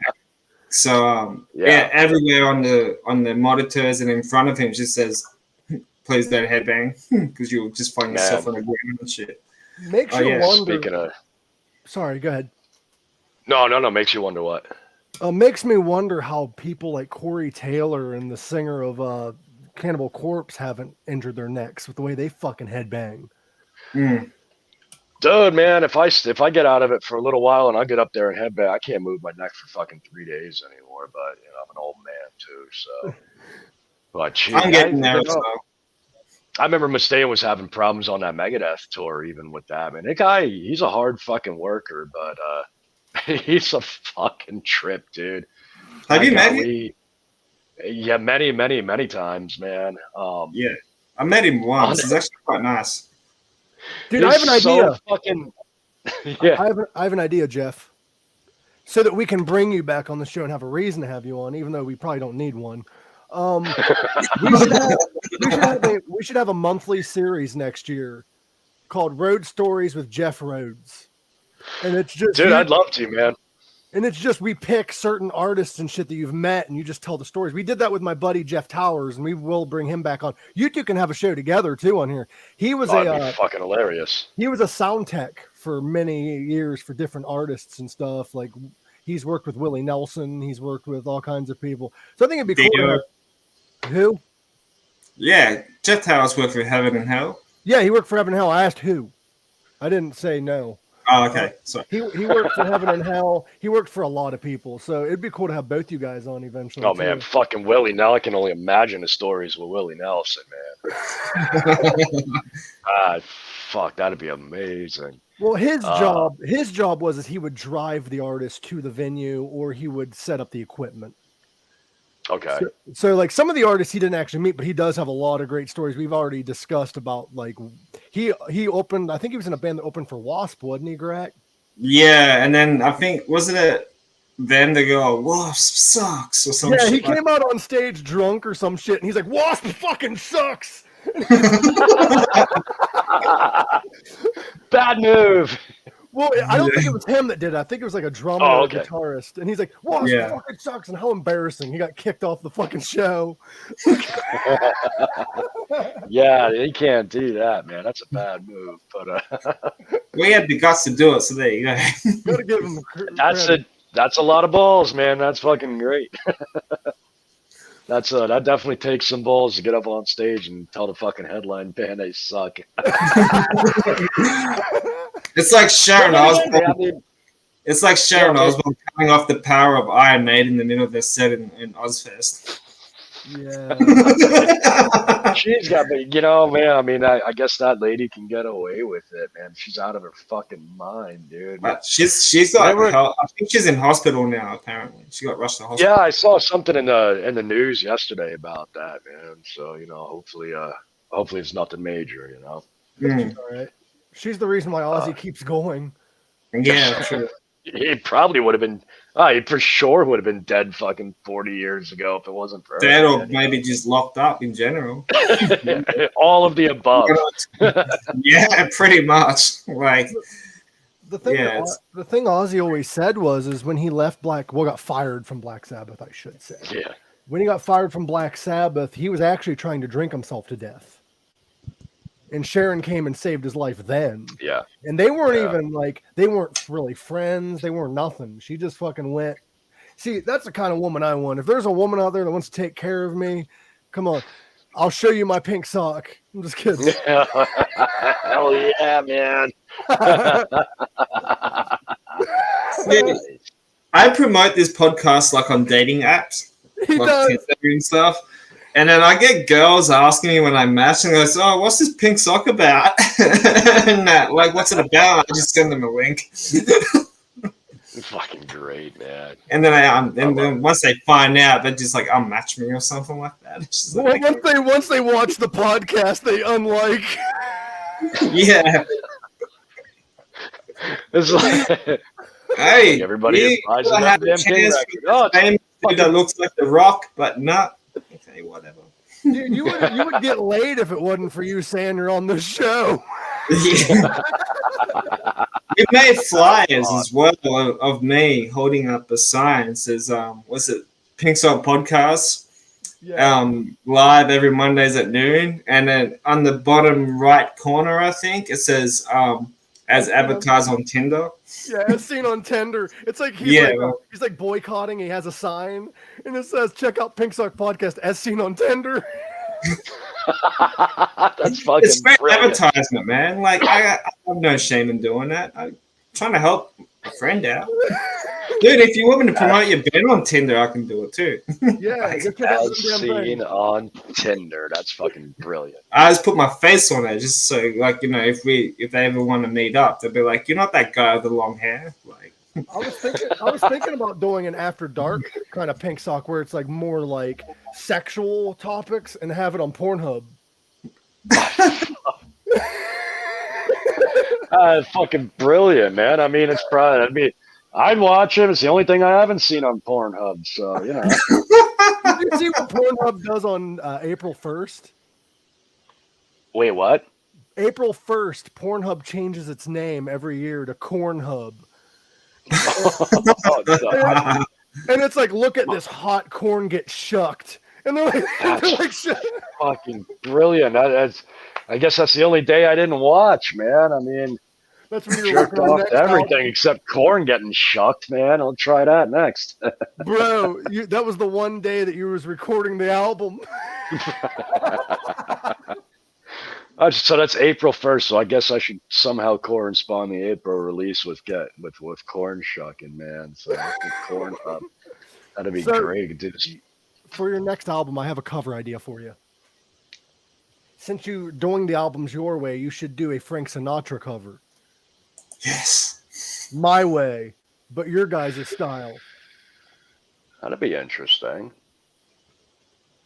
Because you're doing it your way. That's a perfect fucking cover for you guys. No, it makes sense. So who just fucking did that? Didn't somebody actually just cover that tune?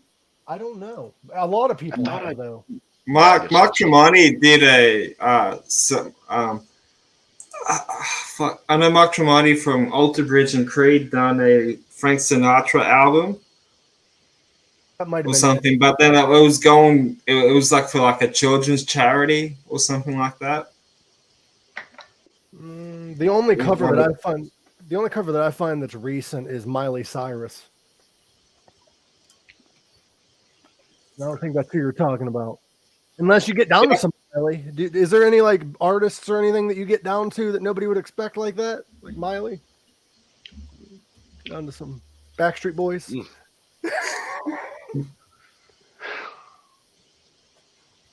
No. Oh, come on. I expected you to say, "Oh yeah, I listened to some polka."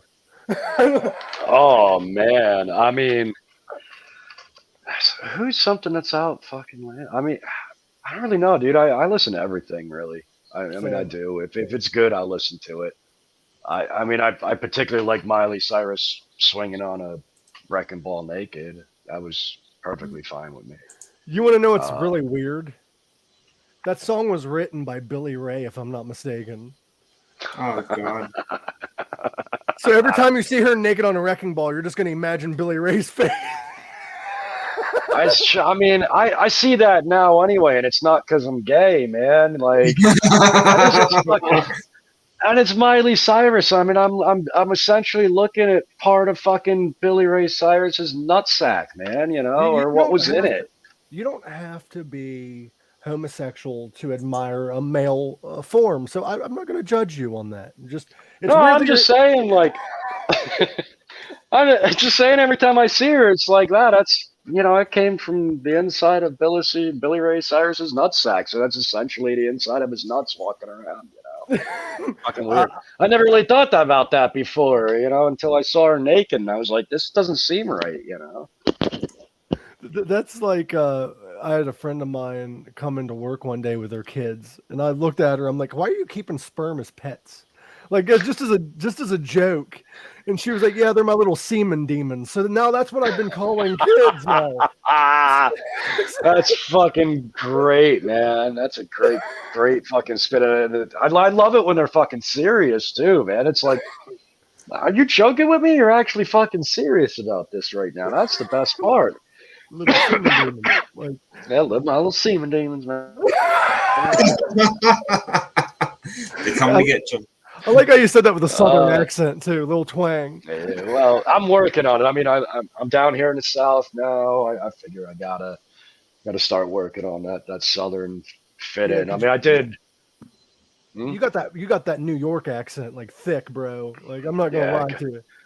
I know one of the first year I was down here, and my neighbor, with the accent, my water got shut off because I was out on tour and I forgot to pay the bill. And I came home, I got a pool in the back, so I said, "Fuck it, I'll take a bath in the fucking pool, man. I'll just take my shower there since I don't have any running water." So I'm out there in the fucking pool, fucking bathing. Neighbors, what are you doing in a thick fucking sun? My thick journal. What? What's the fucking problem? I'm taking a fucking shower. What are you? So I realized that would have been a hell of a lot better if I was like, "Yeah, man, I'm just cleaning off a little bit, It's like, No, you're over here like I'm walking here. yeah, fucking what? I'm washing here. I'm washing here. What's the fucking problem? I'm washing here. So that's another fun true story. I did take a bath in my fucking pool. Well, listen, you got to do what you got to do. If you ain't got a pool, ain't got a tub. I mean, well, I got the tub. I just didn't have running water. that's true. I mean, chlorine really does clean very well. That's Yeah, I used to be black. and it turns you white. Now come on, cancel culture. Now that's a cancelable joke. I do admit it is a. But you see, but the fact of the matter is I see people making the same joke on TikTok. I mean, I don't want to get your podcast shut down or nothing, only myself. Hey, I didn't make the joke. Let's make that perfectly clear. Well, you see, now the venue didn't make Chappelle say any of those jokes, did they? But they came under scrutiny. So, I'm just saying, it's 9/10 of the law, right? I give Chappelle a lot of credit, bro, because he walked away from a TV show that was going to earn him millions of dollars because they wouldn't let him tell a joke. Yeah. Because he was going to use now it is offensive now, but back then it was more acceptable. It was a derogatory term towards homosexuals that he was going to use. And they're like, "Yeah, but you ain't gay, so you can't tell it." And he said, "Well, I'm not." And then he said the N-word. "I'm not that, but why can I say it?" And they looked at him like, "What? And he's like, "I quit." Oh, right. Yeah, I remember that story, man. I didn't. He did an interview about that, man. I remember watching that. I haven't seen that one in a while, man. I remember I was actually looking for that a couple months ago. I couldn't find it everywhere. So you're trying to cancel a guy that canceled himself. That's what I say, man. Always beat him to the chase, man.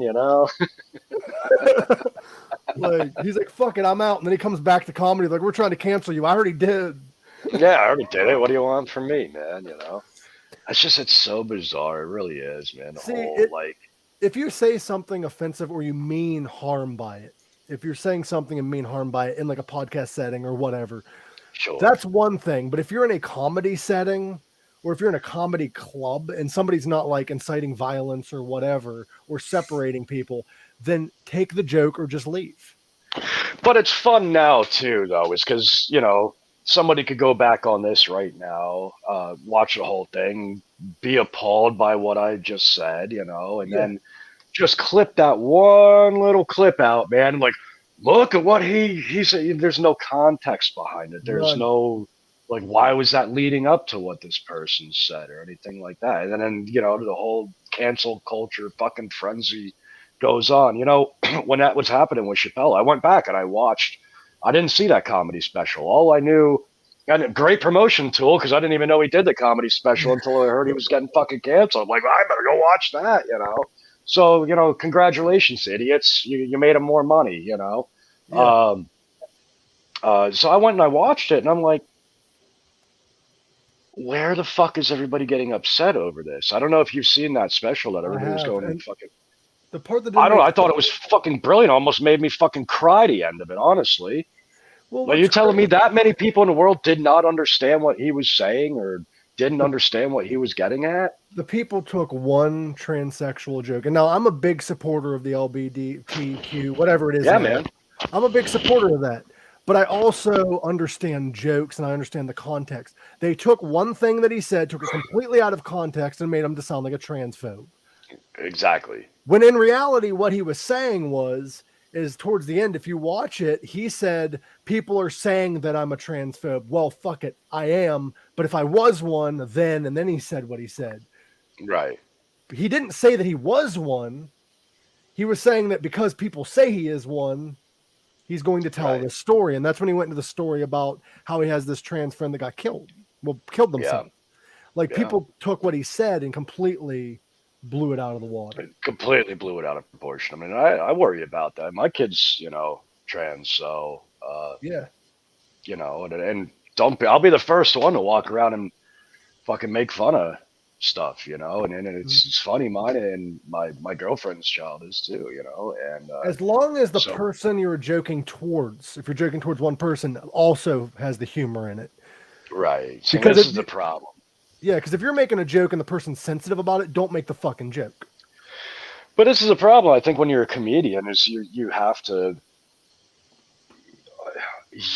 I mean, you're up there for an hour, 40 minutes, however long your time is. It's kind of the same as. It's kind of the same as playing a show for music. Like, you might not like one fucking song that I play, What are you going to not fucking listen? You're going to boycott the whole band because you didn't like one song I played, Yeah.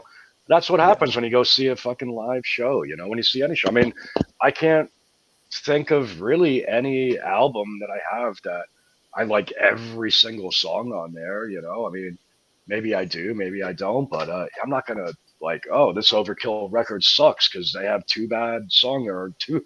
Not even bad song is a wrong term, but two songs I don't particularly like on it. So I'm never going to listen to that again. I mean, and I feel like this is something that we're all pressed with nowadays. You can't sit there like, Richard Pryor used to, or Skid, even back in the day with Skid Row or Guns N' Roses. I mean, just. I think back then cancel culture still existed, but due to social media, it's made it more accessible. It's made it definitely more accessible, and being able to go back and find out what somebody said, or this and that, and completely blow things out of context. And you don't know what that person particularly meant at that time. You're just taking it as how you want to take it. And what and that's another thing is especially, and this is why I get so fucking angry.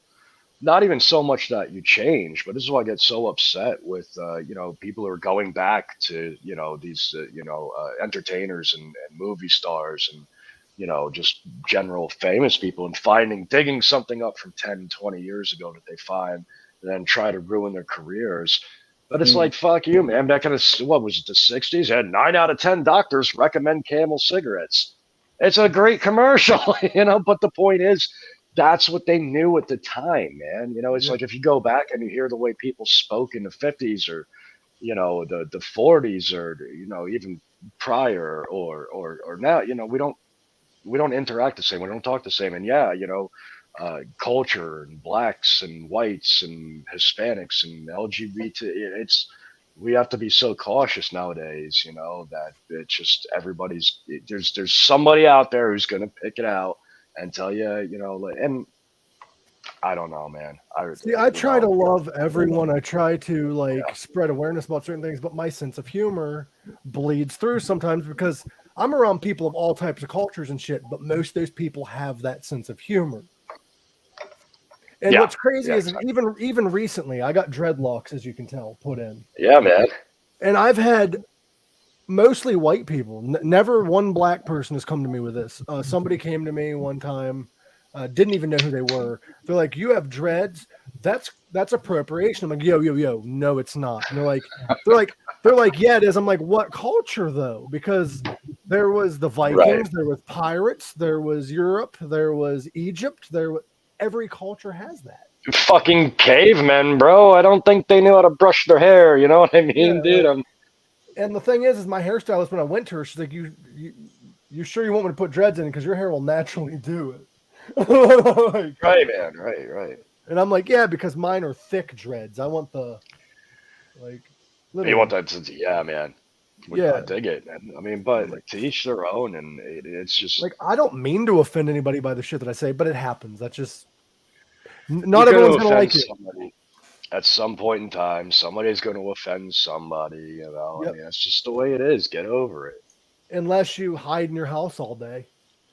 Yeah, man. And that's I feel like those are most of the people that it's offended. It's the guys who I think hide in the house all day, just fucking sitting here. Oh, did you hear what Chappelle said? You know, at 17 minutes and 54 seconds here, man. Well, what about the other fucking 2 hours he's talking, man? That's like people went after Bob Saget. I don't know. Oh man, I fucking remember that, dude. Yeah. They went after Bob because he told some really fucked up jokes his first special about Full House. And Bob came forward many times and he was like, "I was not telling those jokes as Bob Saget.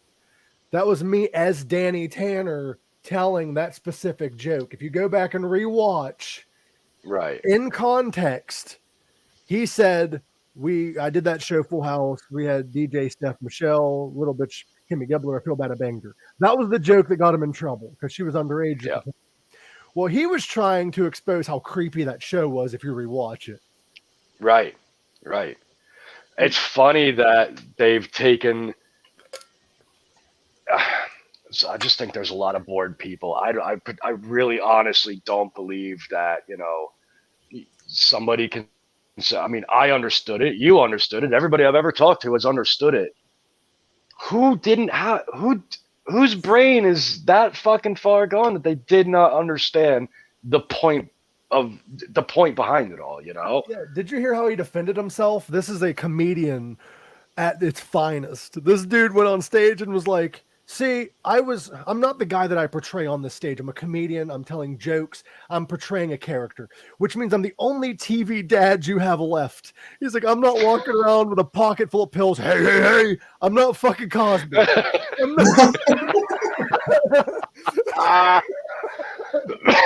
That's brilliant, man. You can't mess with comedians, man. Louis C.K. is trying to make a comeback, I saw, which I'm proud of, because what the dude did was wrong, but he wasn't like Harvey Weinstein and all that shit. He wasn't. But I never really dug into it too far because normally, is this thing working again? Yeah. He got in trouble, and I'm not trying to. But is this a thing where he asked some girl if he could jerk off to watching her undress or something? No, that's not from what I read. I don't know. I wasn't there. I wasn't helping him jerk off. I wasn't his fluffer, so I don't know. I don't know what happened. But from my understanding, there was 3 different times. One of those times he was jerking off on the phone, didn't ask permission. The woman hung up. Another time he invited 2 women to his hotel room for business purposes. They were working together on a show or whatever. And he's like, "I'm going to jerk off." And they laughed. And he's like, "Is it okay if I jerk off?" And they said yes as a joke. They were laughing. Then he fucking pulled his pants off, started jerking off. They ran out of the room. What? So, I get why it was wrong because he was at work. He shouldn't have done all that shit. But he didn't hold anybody down and force them. It's kind of a weird blurred line. It's a weird blurred line.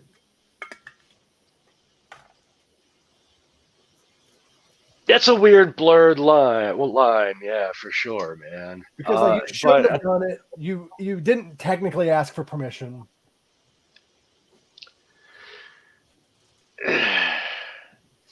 I don't have anything to say about that. But there's been people that have done worse, like Ted Nugent, for instance. I'm not gonna get into what he did. I'm not gonna get into his past because then I can get sued. I think I know a few things. But all you got to do is Google. Pretty sure they're up on Wikipedia. All you got to do is Google Ted Nugent song "Jailbait." That's all you have to do. Yeah. The dude's fucked up, and he's been trying to hide it for a very long time. That's all I'm gonna say. Yeah. We had Elvis Presley, who would date girls that are 14 and leave them when they turned 18 or 19. King of fucking rock and roll. See, can we debate about that real quick? Just come to a mutual disagreement, if we will. Elvis was not the king of rock. He was the king of pop, more of, I think. The only reason he was the king of rock was because at that time he was white in a racist society. He wasn't the He wasn't the only one doing the hip shit and singing. He was stealing music from black artists, is what he was doing. Oh fuck yeah! I mean, didn't he even admit he was stealing moves from? Yeah. You know, like James Brown, James Taylor, James Brown. James Brown, probably. Yeah, but yeah. Before Elvis, there was Chuck Berry. Oh yeah, I mean that was fucking Chuck Berry. Fuck yeah, dude. Chuck Berry's the king of rock. Chuck Berry. He had Johnny B. Good. He had that. Angus Young still is doing it to this day. That duck walk. Oh yeah. Like that was his thing, man. Yeah, the only reason Chuck was not as popular as Elvis is because of racial problems back then. That makes sense. I mean, that was the times, wasn't it, man? I mean, Elvis was around during some fucked up times. That was during the whole civil rights movement and shit. Yeah, and that was like kind of at the height of it all too, wasn't it? Yep. And the thing is I'm not going to judge Elvis for the racial part of it because that's just part of the environment. It is fucked up that he was that way. But the thing was, is he only listened to what his peers said. He lived in fucking Tennessee. Yeah. But the whole kitty diddling shit, I just can't. That's wrong from all eras. Yeah, but it's really fucked up because it seems like it was like accepted, but it was. It wasn't acceptable. It's something that I don't like. Did it. A lot of celebrities did it, and it seemed to be acceptable, is what I was saying. Yeah. You know what I mean? Like, it's just not acceptable, but it happened. It happened a lot, man. Yeah. And it was fucking publicized, and everybody just kind of turned a blind eye to it. So, and I guess you just did kind of. Sorry, bud. You froze. No. What was it? Cosby used to joke about drugging and taking advantage of women in the 60s and 70s. And like, due to him being on a comedy stage, this is why people are going after comedians. And I think this is the real reason. Cosby and Louis both joked about the shit that they were doing, and people took it as jokes. And then later on found out that they was actually doing it. Yeah. Well, and that's why it's hard being a comedian. I was going to say, and I think the problem is, you know, especially being knowing a few comedians, like, where the fuck do you think they get their material from, man? It's not like it's. I mean, you gotta. It's same with music, man. You know, it's like this is unless I'm sitting here writing shit down as a joke, you know, like a legit. You know, I'm doing this as a. I don't know what the word I'm looking for is, man. As a. That's wrong too, because I just feel that, especially with artists, comedians, you know, like there's certain things you can't joke about anymore, and that's the you take what you know, and that's, you know. But yeah, you're absolutely right. You know, there's certain things you just can't. I wanted to joke about. I wanted to do stand up, but a lot of the ways that I joke is because I have a lot of friends that are gay, and I have a lot of friends that have very bad past trauma. And I've grew up around people like that, and their way of coping with it was joking, and my sense of humor kind of morphed into like, oh shit, that's fucked up. But the way that I react to uncomfortable jokes is I just laugh at it. Whether I agree with it or not, I fucking laugh. Right. And then I share that joke because it's fucked up. But like the reason why the whole gay friends thing comes into play, because I joke with my male straight friends in a very gay way, because that's just how me and my gay friends were. We weren't attracted to one another. It's just we joked about it. I held my gay best friend's hand in school, skipping down the hallway just to make the principal uncomfortable. Like I did. Yeah, good. Like that's fucking rock and roll, man. I took him to high school homecoming in a very conservative neighborhood. And they told me that to me, that's rock and roll right there, man. I mean, it's just not about fucking music, man. It's just about fucking standing up for shit, being you, you know, don't be fucking afraid of everything. But the negative is, though, is my sense of humor. I've cut back a lot because there are some people that aren't comfortable with certain situations. So I got to kind of read the room a little more, because I used to just say shit. I used to just say shit because I was used to people just liking it. But no, like there's a lot of people that don't like it. Yeah, that's, I mean. And it's hard being a comedian when you write jokes down, because you go up on stage and it's not the room for that. There's been, I understand that, man. You know, there's been times we've done this last show we did, man. You know, we had a set list, we put it together. I didn't know how it was going to go. And, you know, we had to kind of change some shit up, you know, in the middle of it, because it's like, fuck, we're losing them, guys, you know. And we did a lot more of the harder stuff. Yeah. And, you know, it worked out. It worked out great. But yeah, comedians, entertainers, you got to learn how to read the room. You know, it's a good point. Which would you think, I know you haven't done one of these things, but which would you think is the hardest thing to do? Be a musician on stage or be a stand-up comedian? Oh, being a comedian. I've heard that a lot, because with a band, you usually have a set list. You already know what you're going to sing and do most of the time. With comedians, especially, well, you know what? You don't know. It's hard to say, you know, man. Greg Giraldo is one of my favorites. Like, I've never seen anybody heckle hecklers any better, man. The guy was just fucking, it's like the stuff in his head. You could just see he's had it locked. Like, it's been sitting in his head for 20 fucking years for that one moment to come out, you know? Like, I get to use this now, you know? So it's interesting. I mean, I guess it's all how you're able to cope with the situation, I guess, man. You have to be ready for the heckler. You got to be ready for everything, man. You know, and there's not a whole lot of hecklers. There's not a whole lot of hecklers. There are, but there's not a whole lot of heckling you see going on in rock or metal music, because then you can just drown them out with the music. Yeah, just turn it up, you know. But yeah, I think it's going to be a lot worse for a comedian, man, because what if you do say something stupid, you know, or something you think is funny that people have now, and it's like, fuck, how do I back out of this one? Now you have to invent a way to, in that moment, to, you know, change the subject. I used to give Axl Rose shit because he'd leave during concerts and shit. But if you go back and rewatch, people would throw shit at him. But the thing is, though, is you have an intoxicated crowd and you showed up 30 minutes to an hour late. Like, it's kind of a double-edged sword. It is, man. I mean, you know, guys are sitting there waiting, getting fucking rowdy, and I mean, I'd be jeez, dude. If I paid to see Guns N' Roses. But at the same time, blaming him for the fucking riot, man. You know, come on. Well, I don't know if you noticed. You know how at the end of his shows he throws the microphone. Yes. The crowd. Yeah. He's not doing it anymore. No, I heard, because he just hit somebody, didn't he? Yeah, in Brisbane or Sydney. And I reckon she's trying to get his money, trying to sue him, because she got smacked in the face. She didn't see it. Had like 2 black eyes or something. And it was like all over the news. And like, I read some of the comments and people were like, she's just overreacting. She's probably just out there for his money and all that shit. I'm like, if that happened to me, man, I'd be like, I had the best night ever. Axl Rose just threw his fucking microphone at my face and gave me 2 black eyes. Fuck yeah.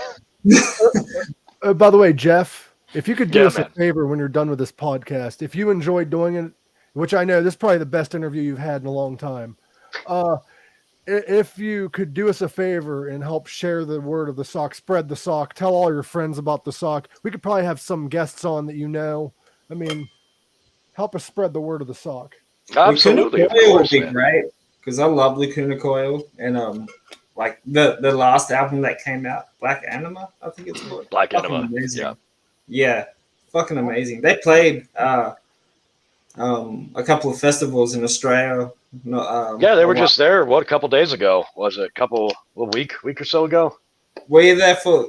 Because you were just like the sound guy for them, or? I just do front of house audio for Lacuna. Oh, okay, so wasn't. you probably would have been for the Gojira sideshow as well. No, I wasn't there on this trip. Oh, okay. God. Yeah, I missed out on So- that one, but I went to Ginger and yeah, Ginger played the next day. I went and saw them. Right. That was Yeah, fucking it's amazing. I don't do much of Europe with Lacuna anymore, man. It's just nowadays. I used to go everywhere with them. I mean, everywhere. If the money was still the same in this, and I'm not talking about for me money. I'm talking about the way fucking Live Nation and everybody else is treating artists, and It's fucked. Yeah, it's all I kinda fucked, read man. it. Yeah.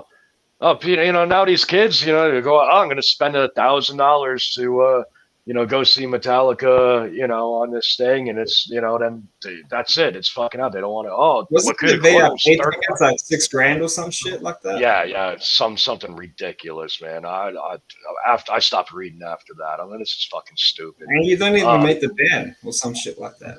From Yeah. what I've read, I could be wrong. It's fine. But yeah, this I don't. It just, the money has become so tight for artists that it's just not cost effective for me to go to Europe with them anymore. I mean, the amount of money they're saving on flights for me to just to go to Europe, they can hire a European sound guy for the same amount that a fucking flight would cost round trip. So it just doesn't make sense. But And still, I would get be a that. good experience to do though. Like, Yeah, I mean, I've been to Australia many times. I was there with Lacuna. Was I there once or twice with it? Just one time with Lacuna a couple years ago. nice. Yeah, I don't remember what that was. I think I don't think it was festival. I think we were just down there doing headline. They were just down there doing headline runs. And it was a great time in Australia, man. I love it. I haven't been to Australia in a couple years now. So it would have been nice to have done. I mean, but it would have been nice to have done this run with them. Australia sounds But, awesome. I've never been to Australia, but I know that you got to gotta fight. go. It's fucking awesome. You got to fight kangaroos. Everything's designed to kill you. It's kind of intimidating. You know? That's why you just stay intoxicated the whole time. You don't know. Yeah. It's Don't like get you into a headlock, bro. Totally, man. For you guys that's been listening, yes, share the sock, hit the subscribe button, because we've got a lot more great episodes like this coming up, and we're bringing Jeff Rhodes back. You've been a fucking Awesome. amazing I guest. can't wait, man. This has been a lot of fun. I didn't expect to hear about a man shitting his pants. I never know what to expect on my own show. It happens, man. But it's been 2 hours, so we're probably going to wrap things up here soon. Yeah, actually, my phone's starting to blow up with all the other things I need to get to today. I'm heading over to Japan in a couple weeks, and this promoter's been trying to book me a flight, and he's been going crazy. Like, I got to get your flights booked. I'm doing a fucking podcast. I'll get back. You guys play in Japan, or are you just visiting Japan? No, I'm actually doing front of house for another band called Sierra. Nice. And, that's going to be good. Yeah, you guys should have those guys on. So they're fucking awesome, man. I'd Sierra. love to. And anyone that you want on this show, or anyone that you think would enjoy being on the show, our email is pinksockpodcast@gmail.com. Awesome. Well, I'll let Tom know, because I think they used Tom also. Yeah, I go through. But I'll let them.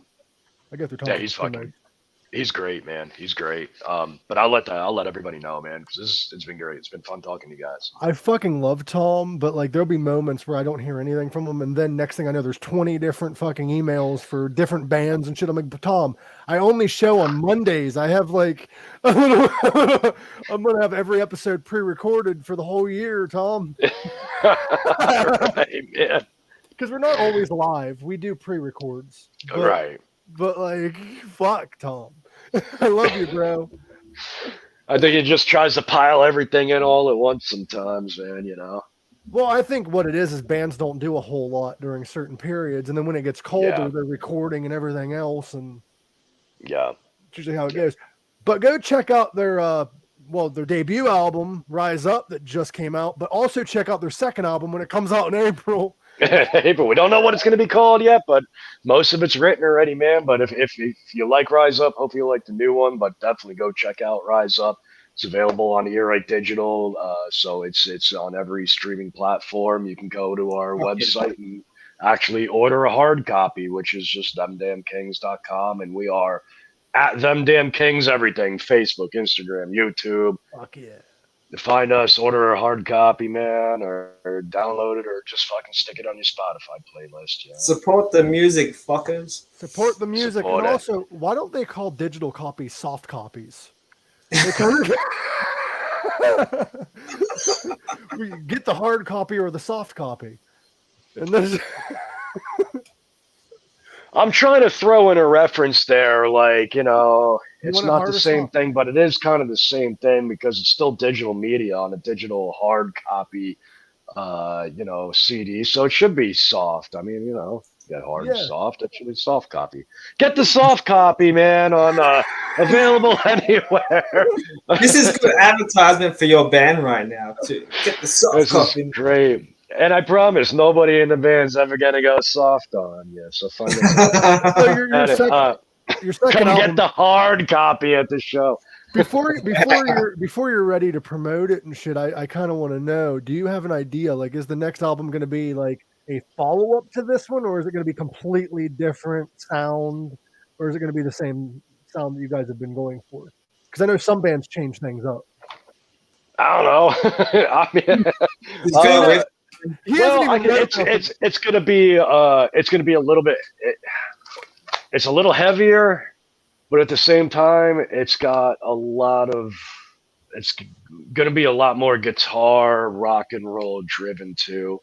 Shit, So so far we've been putting it together, and it's funny. I got my lyric book right here that we've been kind of getting these songs together. I mean, we've already 2, 4, 6, 8, 10, 12. I mean, we've already got 12 songs written for, whether they're going to make the album or not, but it's very interesting that it's very, I've been playing around with my voice a lot more. People have been it's weird. I've never tried to model anything around, but a lot of people have, been coming like, oh, you kind of got this Lane Staley thing going on. So I've been listening to a lot of Alice in Chains lately, and I really I've started to get into, because I never really considered myself a vocalist, even though I'm the singer in a fucking band. So I've been listening to a lot of his harmonies and kind of just really kind of getting into his vibe. So I wanted to include a lot more kind of over the top. marketing. That's great marketing, by the way. I'm not a singer. Come see my band. Yeah. I'm not a singer, but I'm a singer in a band. I mean, I just, I figure if Lars can play drums, I can sing. My question for you is, though, I just thought of this ADHD brain. That's why the podcast goes so long. Yeah, man. When you make an album, do you know which songs are going to be on the album? You have no throwaway songs or no bonus No, tracks? I don't know. The last for Rise Up, me and Ryan, I think we ended up in the final of it. We did 22, 23 songs. And then we just kind of sat back and picked and choose what would go on there. And this, I mean, if it was up to me, I would have put them all on there, but I guess you can't do that. So I don't know. Go buy Them Damn Kings debut album. It's a 4-disc box set. Yeah. The next one's going to be a 12 box set, man. It's, I mean, if it was up to me, and I guess it is up to me in a sense, but and the problem is, everything that we kind of write is what's just kind of happening now. That's why I like doing things so quick, and it was driving me fucking crazy through the pandemic. So I need this to get out because I couldn't even sit down and really play my guitar through the pandemic. Because it's like by the time I pick up my guitar, I'm gonna have a whole other record, man. And well, the positive is you can take a break and be like, oh, all these songs are already written. We can just put them on the next couple albums and then not have to worry about writing. But see, for me, I don't I don't like doing it because that's like that shit was written for that time, and that's 2 fucking Yeah. years ago in my head now, man. Like every time I feel like this might be every artist's struggle, or at least it's my struggles. I'll sit there and I'll write something. I'll be like, "That's fucking awesome," you know, and then I'll sit down and I'll jam again, and something else come out and be like, "Oh fuck, that's even better than the last piece of shit I just wrote, man." And it keeps to kind of like go on this cycle. So you have to like, You know I'm what we always call that? struggling with it. You know what we call that? ADHD. Undiagnosed ADHD. That's what that is, my friend. Oh man, you know, among many other fucking things. Yeah, okay, well then ADHD it is. So Either that or you're drunk or high at the time. One or the other. no, it's been funny. I mean, most of the shit, most of the stuff that people like, I've written when I was drunk. Everything else I've done sober. You know, like this song "Good Enough" on the new record. I don't know. I have no fucking idea how to play the actual intro piece of that. I don't remember doing it. I don't remember recording it. I woke up the next day, my computer was still open. There was an audio file on it. What the fuck is this? I play it back. I'm like, what? I vaguely remember like sitting up in the studio here and jamming on something, but I don't remember doing that. And then it took me a couple weeks to figure out how to play something remotely close to that to go out and do the song live. Because what I did, what you hear on the record is the actual audio file that I just left on the computer. I was like, well, fuck it. I mean, it wasn't even recorded properly, you know, but That's awesome, dude. yeah. So that's my life. But we definitely need to do a part 2 because I feel we have another 2 to 3 hours left of shit to talk about. Yeah, totally. Well, let me know, man. I'm always around, you know. I will do. If Whenever you you- have shit to promote, just contact me, dude. Because Awesome, sometimes, dude. because I've had so many guests in the past that I want to have back on that at this Sure. point, you're better off just contacting me. Perfect, man. Awesome. Well, But- hopefully, you know, you'll find yourself sitting around one day and we'll get on it. All right, bro. It was nice talking to you as always. And it was great Thank you. talking to you guys. No, Thank thank you you. for having me on the show. All right. And everyone, as always, live long, rock hard.